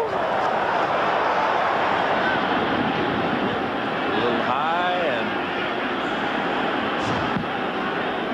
Dan Reeves, who does a heck of a job. I mean, Dan Reeves, you know, when he was an assistant with Tom Landry at Dallas, when he was head coach at Denver, when he was a head coach with the Giants and head coach here of the Atlanta Falcons, remember just a few years ago, took this team to the Super Bowl. And to me, he's always been, you know, I mean, he's just a real guy. I mean, he's a real coach. And kind of, when you think of what an NFL pro football coach is, I think Dan Reeves is that guy. Well, he lives it. And he has a tough go of it here. I mean, there's not a lot of support in this group. Vic is going to take off. He's got the speed. I hope he's tough enough. But remember Aaron Brooks, the New Orleans Saints quarterback, he's Michael Vick's cousin. Yeah. And he said they talk all the time. We were talking to Aaron Brooks a couple of weeks ago, and he said when Michael Vick came up here, he said, you know what I can't believe is the speed. Yeah. He said, I could run. He said, but most of the guys could run as fast as I can. And, you know, in college and high school, he was able to just get out and just run away from everyone. And he can't run away from them now. And then there's a whole bunch of them getting there, and they're usually in a pretty bad mood when they get to you in this league. 3rd and 2. This is empty. They're probably doing that so he can run the ball. Christian comes back behind him now. Vic throws up the middle. Pass complete to Terrence Mathis, who's their possession guy, and that should be enough for an Atlanta first down. Vic was hit after he threw. You know, I know one thing, talking about, you know, anything that would be retroactive that I've done with the commissioner. You know, not last week, but Jim Mora just a couple weeks ago was saying that the officiating, there's Scanina again in there. Scanina was the guy that hit Chris Chandler and knocked him out of the game with that ankle. Oops, they didn't blow the whistle. That's a referee's fault. Brian Young slung Vic down. Yeah, because the referee didn't blow the whistle. Right. He has to get in and blow the whistle and stop that play. Let's go!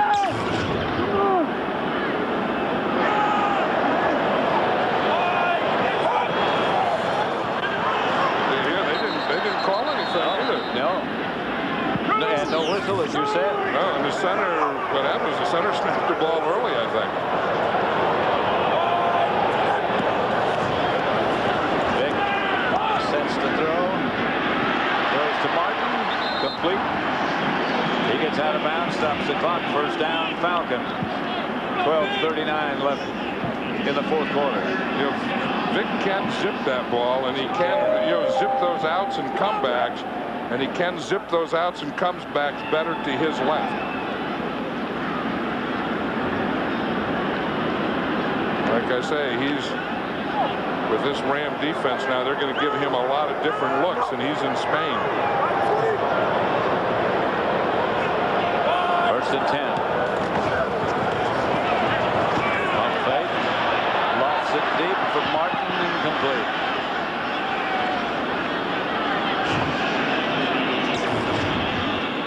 Now, here's a difference between a 14-year veteran and a rookie. Chandler goes feet first, although they don't all stop. Michael Vick goes head first. You'll learn. There'll be After a day. a while, he'll go feet first. Yeah. No matter how long you play this game or how fast you are, eventually it's going to get to you that you have to go feet first when the run is at its end. Although I don't know that Steve Young of the 49ers, I don't know that he ever learned that. He never looked comfortable sliding. Oh, he looked ugly. Yeah. He couldn't slide. Here's Vick. Gets away from one tackler and another. Ducks his head, and that's where he'll learn again. He went head first again. He knew he had to do something. You know, at the end of the run, the quarterback knows to end this thing, I have to do something.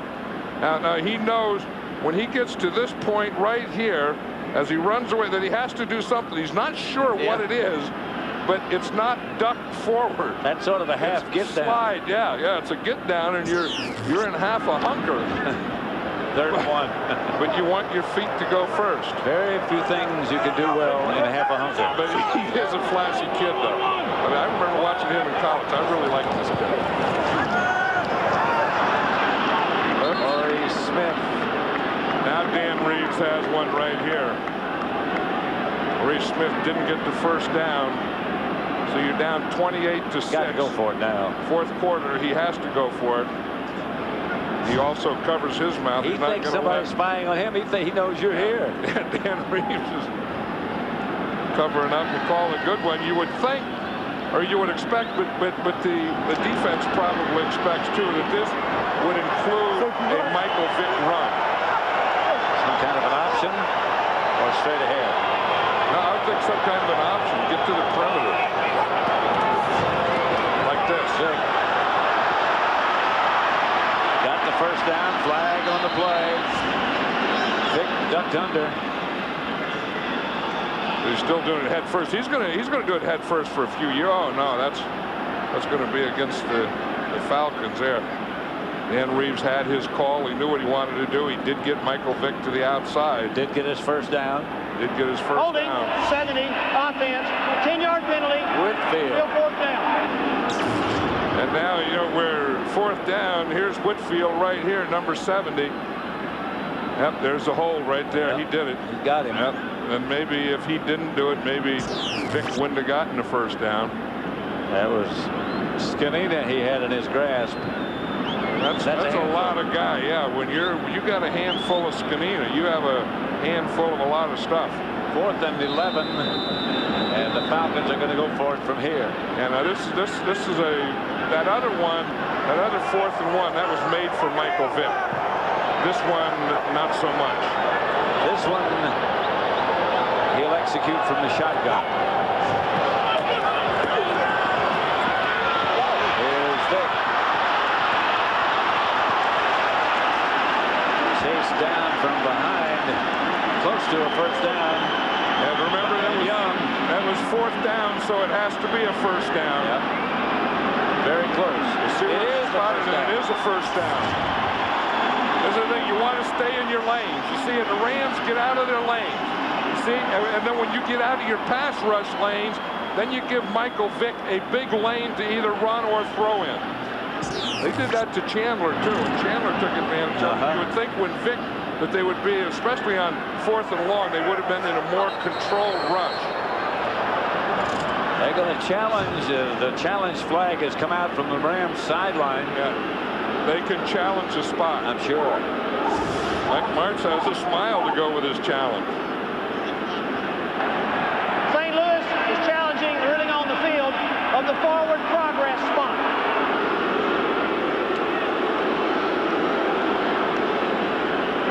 going to see here that Michael Vick has to get to the yellow line. You can just watch here. You see again how they're flying all over the place, and they give him that lane. He makes a good move there. Now it's where the ball is. His knees didn't go down, and he looks like he got over the line. I think that was a pretty good spot. But that line's not official. It's very close, but it's not official.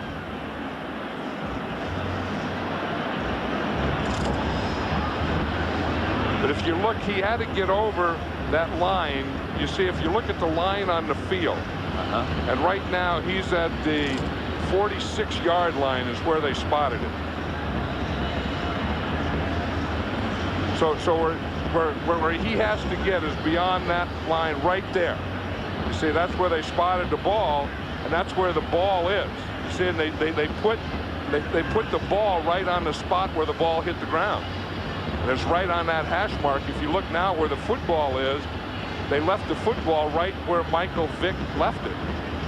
And it's going to be, if it's left where it's left, right on the hash mark. It's going to be the ball hit right there in the hash mark. It's going to be a first down by about a half a ball. Right, because they already declared it a first down. Yep. So now this would have to change it. One of those indisputable evidence type of things.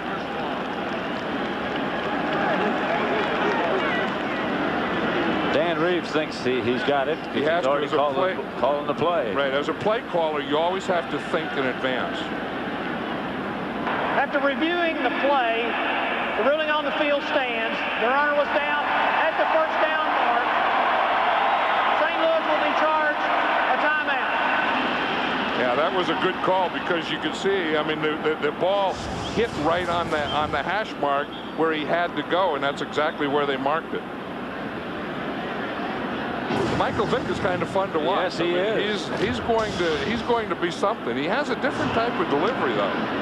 You know, I don't know if they're going to the ball around. Yeah, he kind of turns it and flaps his wrist back and does some different types of things. But with his ability to run and his ability to throw and do all the type of things, and he has that bright look, and bounce in his walk, and I think he's going to be something special. Well, you're going to have to change your defensive philosophy. That's one thing. And you better stay in your pass rush lanes, as he just showed the Rams right here.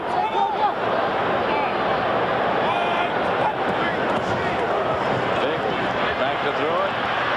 Caught from behind by Rich Cody, who came off the corner, the safety man. That was one of the things that Lovie Smith, the defensive coordinator of the Rams, said that they had to do. They didn't feel they did it enough against the Buccaneers, is to blitz. That time they bring a strong safety up. You see Cody right here. He comes from that back side. Smith was there to block him. He just didn't get it done. In fact, Dan Reeves was telling us that that's the problem. Here it is right here. You see Maurice Smith there. That's not very much of an effort. I mean, if you're going to be back there, you have to block a guy. It has to be better than that. Jailbreak. Vick gets it around and out and takes off. Michael Vick out of bounds at the Ram 30. Tommy Polley is thinking, what the heck happened? Tommy Polley broke through and had him, and then Vick just runs away from him. Watch number 52. This is Tommy Polley here. He's going to come in there. He's free. He's unblocked. He has him right there. And Vick, we talk about how fast he is. He has a little strength, too. Yes, he ran right out of Tommy Polley. Then he starts to make the move. And now, first thing you want to learn is maybe go feet first. Second thing is a quarterback, when you do get to that sideline, you do get the first down, then go out of bounds. First and 10 at the Ram 30. Vick drops. Here comes the blitz again. He throws the middle screen, which the Rams had played perfectly. Wait a second. That's Tommy Polley. And I haven't seen any flags or heard any whistles or anybody said he's down. Not yet.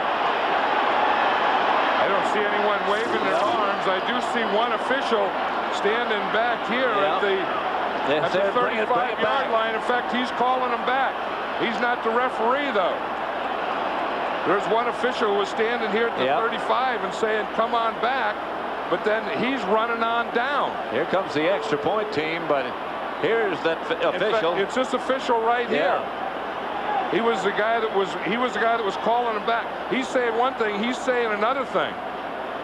And he's the one that has to make the choice. Walt Coleman looked at him rather quizzically, like, are you sure? What are you talking about? Well, then he's asking both of them if they're sure, because one saw something. One, he saw him down. The other official didn't see him down. But if he blew the whistle when he saw him down, then that play has to stay there. Running on the field is an incomplete pass. Second down. Incomplete pass is the ruling on the field. Let's see if the Rams challenge this one. They just used the challenge. And it's overruled. I think the one official challenged all the rest of the officials. I think so too. On that one, but I mean, if he blows the whistle, oh, that's complete there, ripped out. I think Kozlowski had it. I don't know that that was an incomplete pass. Looks like he has it there. Control. And he was bringing it. There's the ball. No, the ball's underneath him. I don't think he did have it. Well, he had it in his hands. Yes, he did. And then when he started to bring it to him, it went underneath him. So I would say that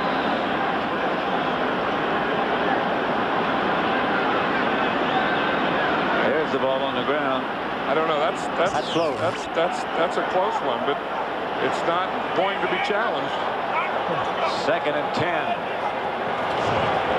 Big pass time this time for Mathis.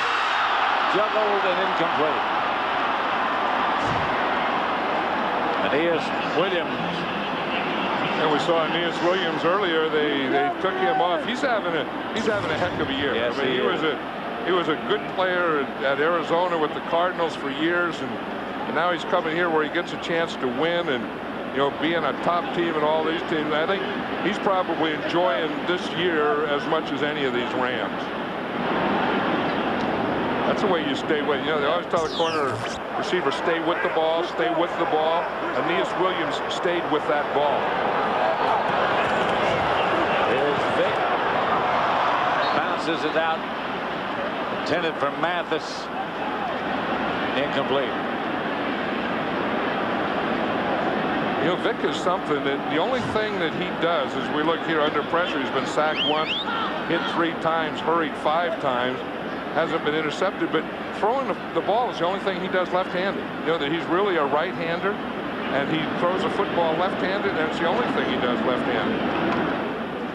In fact, he was drafted in baseball. I think Colorado Rockies drafted him, and he didn't play in college.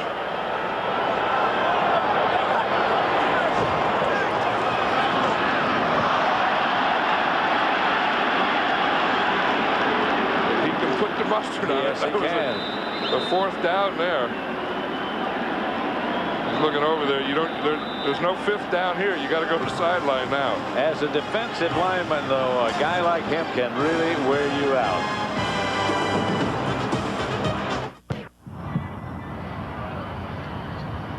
Tis the season. The ho, ho, ho. No, it's a little too early for that. I know the day after Thanksgiving you start the trees, the ho ho ho, but I mean you have to save your ho ho hos or you run out of them by December 25th. Not in my house. For a game break, let's go to James Brown in Los Angeles. Hey, Pat, let's take a look at how Oakland has battled its way back into this game against Arizona. Gannon, his favorite target, Tim Brown. Look at that one-handed grab, 2nd of the day for Brown.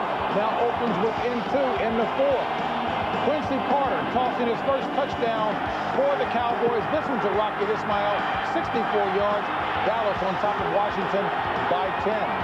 Take it back to Pat and John. How about them Cowboys? But those Redskins, they went 5 straight, and then they run into a juggernaut like the Cowboys. That's what the commissioner likes. He'll have another piece of pie. Or he likes some documentation, one of the two. He'll balk the ball carrier. It's something in the first half we were talking how they didn't get the ball to Isaac Bruce or Torrey Holt, and then in the second half they did. And I think that really got this offense of the Rams back in rhythm, because Bruce, the second half, has caught 3 for 47 yards, and Holt has caught 2 for 66 yards and a touchdown. And I think when the Rams are really at their best offensively is when they're using all their guys. Yep. They say they got all these weapons, but when you do have all those weapons, to really be effective, you have to use all those weapons. But they have so many, it's difficult sometimes. Yeah, and then they started off with Marshall Faulk and Oz Hakeem. Warner gets to Marshall Faulk.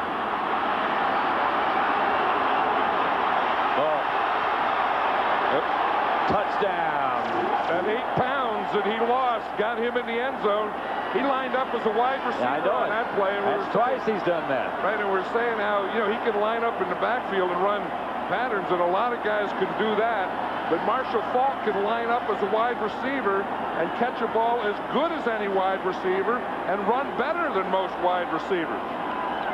Amazing. 65 yards. That's Kurt Warner. He knows right here that he has Marshall Faulk on that slant, and he just hit him perfect. Now, watch how he sets up that. I mean, he sets up the defender. He sets up his block. He gives a couple of moves.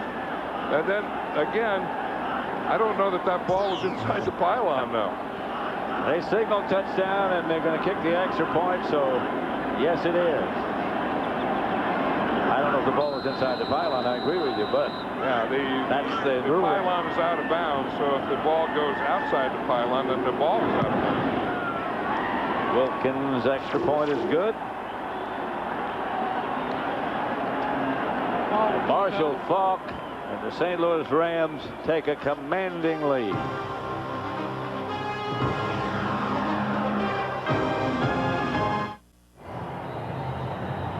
.6:19 left, 35-6 Rams over the Falcons. Line drive kickoff, handled by one of the up men, Algie Crumpler, who the Falcons think is really going to be a good player. His brother played, his father played, and they think he's going to be good.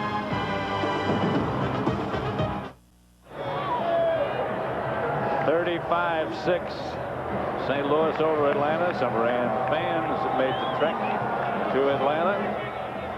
Even brought their helmets. Yep. Michael Vick is the Atlanta quarterback. Look at this. St. Louis yards per play, 10.1. That's over a first down per play. That's some offense, and this isn't one of their better days. No, it isn't. We've seen this Ram offense a lot sharper than it is today. Vick. Back across to his tight end, Reggie Kelly, who's knocked out of bounds after he makes the catch. Yeah, I think Kurt Warner, well, I know Kurt Warner's thumb is still not healthy. He got that hurt in that first game against the Eagles, and last night when we talked to him, he still has a bandage on it where the thumb is bandaged and then around the wrist to keep the swelling down. He said he had a cortisone shot in it, and and that made it better. He said he didn't realize how bad it felt until he got the cortisone shot. He never will quite go all the way and say it's 100%. No, it's not. I mean, he said it's his strength. He doesn't have all the strength in his thumb. Dave Johnson is the quarterback, not Michael Vick. I thought it was Vick, and then I saw him throwing right-handed, and I thought, wait a minute. Well, Michael Vick is coming in right now. Yeah. Johnson is another quarterback that the Falcons like. Very much. Yeah, I mean, and he's watching him in practice. He's pretty good too. Now it's Vick.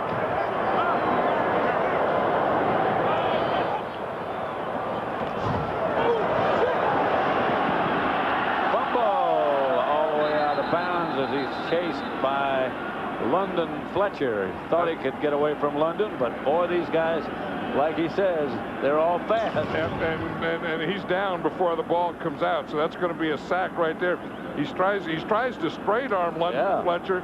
Then as he's going down, he tries to get the ball out of there, but he was ruled down by contact. Doug Johnson comes back in.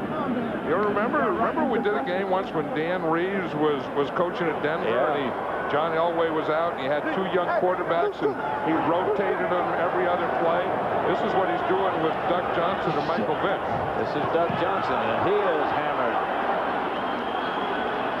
is loose. That's Tyoka Jackson.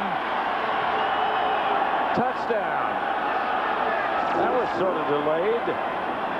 Yep, and the whistle didn't blow. Nope, and the referee was down there all the way with him. He ran all the way, and he signaled touchdown. So this is one that is going to be a touchdown. Remember last time they had one of these, and they said that he was down. Tyoka Jackson, you're going to see they're on a stunt. He's coming from the outside. He makes the hit. He makes the hit on Doug Johnson, and somehow, as he goes down to strip him in the tackling motion, he just gets the ball right out of there. Yep. Watch him. Watch Doug Johnson go back here, and watch 97 Tyoka Jackson just takes it right out. He's going to tackle him, and as he does, he goes to tackle him. He just brings him down.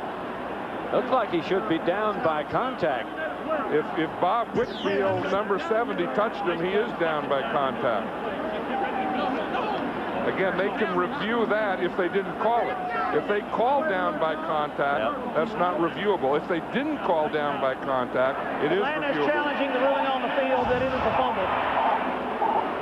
No, it's a fumble. I mean, that's a wrong thing to challenge. It's definitely a fumble, but was he down by contact? Right. I mean, there's no way that this cannot be a fumble. Has the ball, now he's down. Yeah.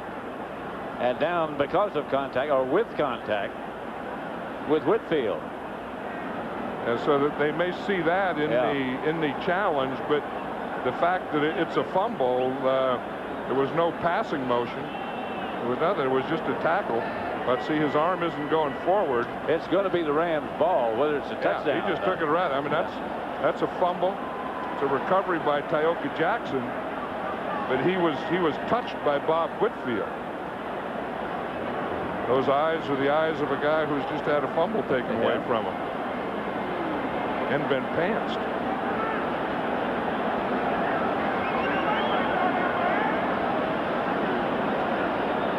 So what they'll probably do is it'll be Rams' ball. As you say, it's definitely the Rams' ball.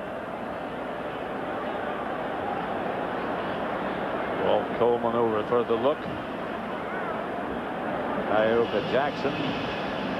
We're talking about this. Remember how this is something that Dan Reeves tried to do earlier with Michael Vick and Chris Chandler, and it didn't work with Chandler. But then we remember back to Denver, we did a game. In fact, I think it was against the Dallas Cowboys, wasn't it? Yep.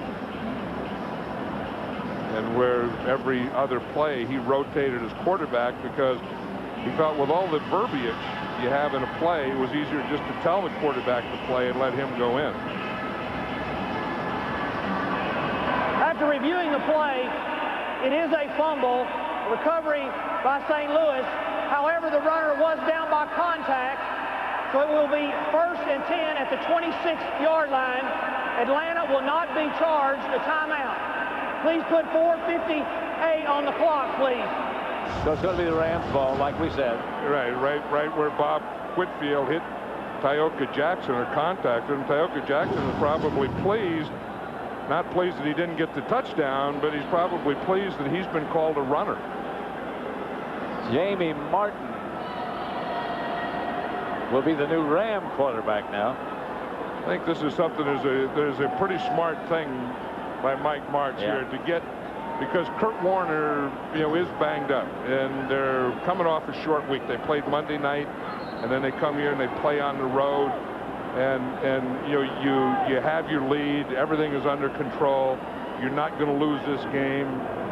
So it's a good time to get Kurt Warner out of there. Those quarterbacks, by the way, when Reeves was coaching Denver, and alternated quarterbacks were Sean Ward, remember him? Yeah. And Tommy Maddox. Yeah, Tommy Maddox, the old UCLA quarterback. Right.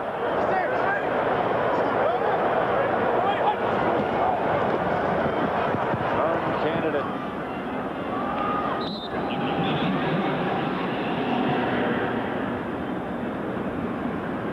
Kurt Warner has played pretty well against the Falcons. I'd say that's points per game, 39.4, yards, 412, touchdowns, 24.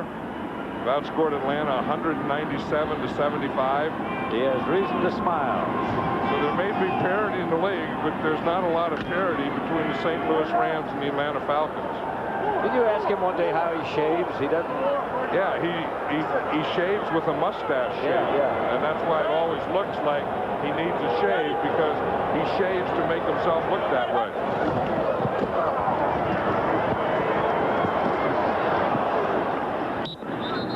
Candidate, the ball carrier, down to 20 or thereabouts.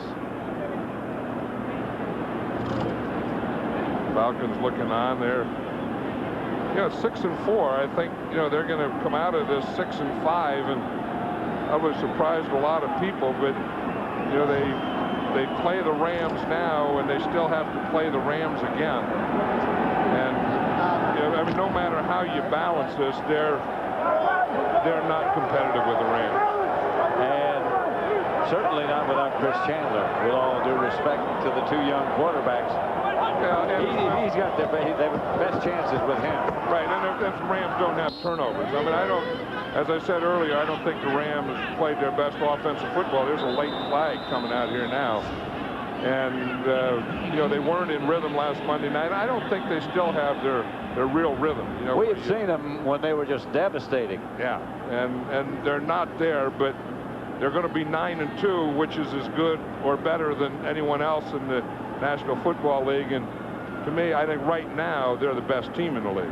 The Bears are 9-2. Pittsburgh is 9-2. San Francisco plays later today. Yeah, they play Buffalo tonight, so they could very well be 9-2. Then they play the Rams next week in St. Louis. The 49ers do.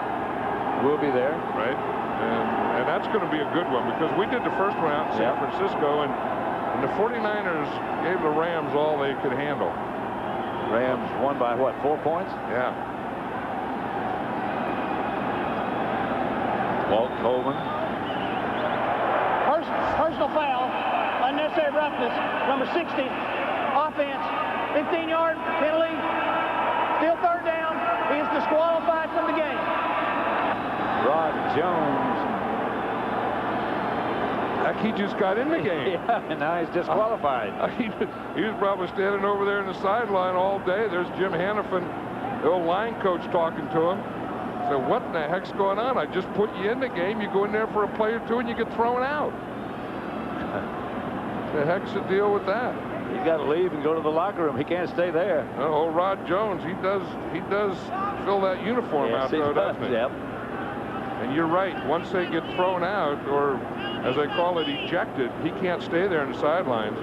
He's not too upset about it, is he? No. Of course, when you're ahead 35-6 and there's 3 minutes to go, plus you can use all the hot water you need. You'll be the first one to get it.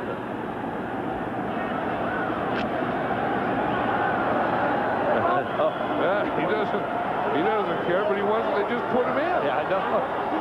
Well, he probably thinks that he didn't do anything.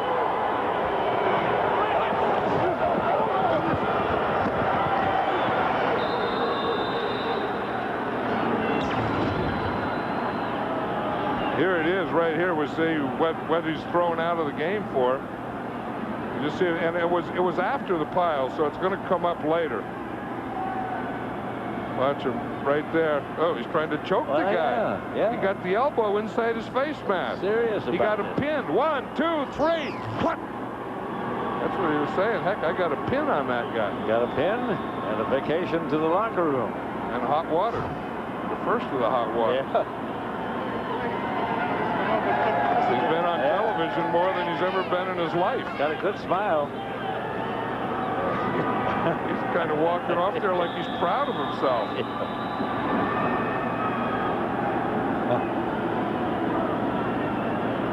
Rod Jones. Goes in one play and gets thrown out. It gets a lot of TV time. Yeah, gets followed all the way out. Got more TV time than the turkey did on Thanksgiving. Hannafin got some TV time, too. Jim Hannafin, the line coach, used to be the head coach of the St. Louis Cardinals. We've known him for years. Need Super Bowl tickets. We got a room. I guess we got a room, don't we? Yeah. Not together. Yeah. Not together. No, they've got a room. They don't care about a room. I thought they were going to swap us a room for tickets. No. They got a room. In other words, we don't have to get them a room. Yeah. They just want tickets, but they didn't talk about transportation. I mean, they got the room, then they probably want tickets and transportation. They can stay with you. No. Not so fast. Not so fast. That's a line driver. Yep. Into the end zone. Come out to the 20.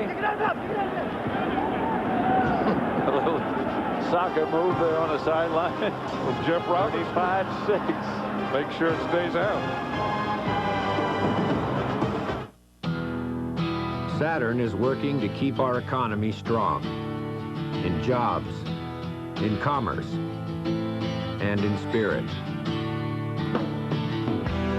As part of that effort, This is week 12.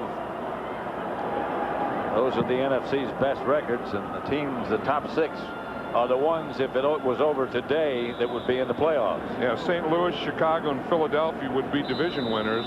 The wild card teams would be San Francisco. They would host a wild card. The other 2 wild cards would be Green Bay and Tampa Bay. Tampa Bay, of course, with that group would have the tiebreaker. Rodney Thomas is the ball carrier. Clock running just over 2 minutes left. 35-6. The Rams over the Falcons. 2 minutes. So things are starting to take a little bit of shape. 2 minutes to go.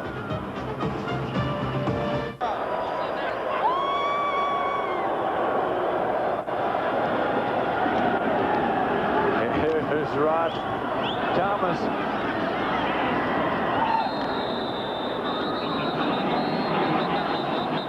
And here come more flags. Minute 48. You know, this type of game is probably pretty good for the Rams, coming off a tough physical game and a tough loss on Monday night, then having a short week and having to travel and getting out of here relatively healthy. 84, offense, half the distance to the goal, still second down. Sean Jefferson. And getting out of here relatively healthy with a win.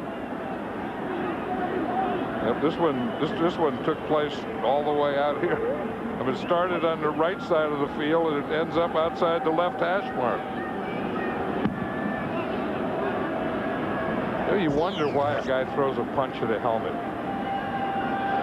You're not going to hurt anybody. All you can do is hurt your own hand. And you know, Sean Jefferson's upset now and he's been around probably frustrated. Yeah, I mean, he's an 11-year veteran. Yeah. And that's something you wonder why he did it. And probably, you know, there's a fine line between being a competitor and then going overboard. And sometimes you want to win so bad and compete so bad that you do things that don't make a lot of sense. Dick to Rodney Thomas.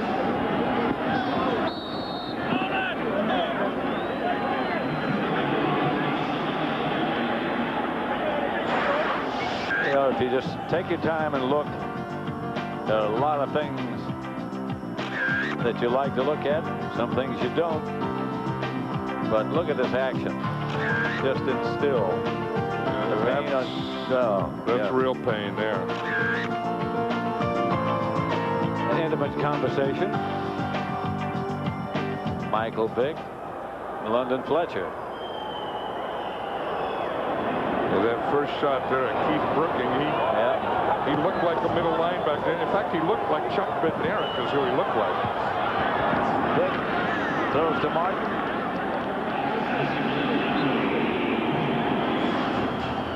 He can. I mean, he's probably a couple of years away. I mean, he only played 2 years of college, but the thing is, being able to throw it, you can see that he can throw it, and you know that he can run it. You just have to put it all together. I can see as time passes, although he's not quite as big, him being a quarterback like McNabb in Philadelphia, something like that. Yeah, or like Steve Young. I mean, you know, because Steve Young, well, McNabb has the same thing too. I mean, there are quarterbacks that can scramble, and there are quarterbacks that can run. And then there are quarterbacks that can run fast. And McNabb is one of those guys. Steve Young was one of those guys. Michael Vick is one of those guys. And there's a guy who looks like Chuck Bednarik. Was he tough? Is he tough? Christian from Vick steps it out of bounds. 1:05 left. Chuck Bednarik was the last of the real two-way players. I mean, there are other guys that play a little offense and a little defense. Doug played middle linebacker and center on the championship Philadelphia Eagles in 1960. And that guy looks like a young Chuck Bednarik. I like him. I mean, he's played all his life in Georgia. Yeah. Played high school here in the state, went to Georgia Tech, and then was drafted in the first round by the Atlanta Falcons. So it's the first Georgia native ever drafted in the first round by the Falcons. Well, when you watch a Falcons tape, and we've seen a lot of their tapes, Keith Brooking is always in the middle of things. Here's Vick. Head over heels, and he's hurt. Oh yeah, that's the thing that we talked about, going head first. He did a somersault that time. Yeah. I think it was heels over head. I think when your head goes first and your heels come over. Now, is it head over heels or heels over head? It's heels over head. Now it is. Yeah. Head was down and the heels went right over him. Landed on his head. That went right into the turf. Doug Johnson replaces Vick. Well, the other thing that doesn't work with Vick is his straight arms probably aren't as effective. That's probably right. In college.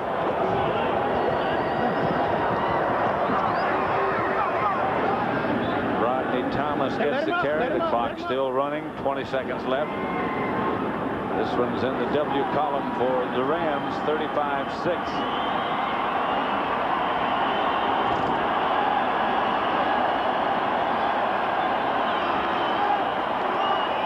Bill Kolar there, the old defensive line coach that used to coach for the Atlanta Falcons last year, now has the same job with the Rams. Dan Reeves, Mike Martz.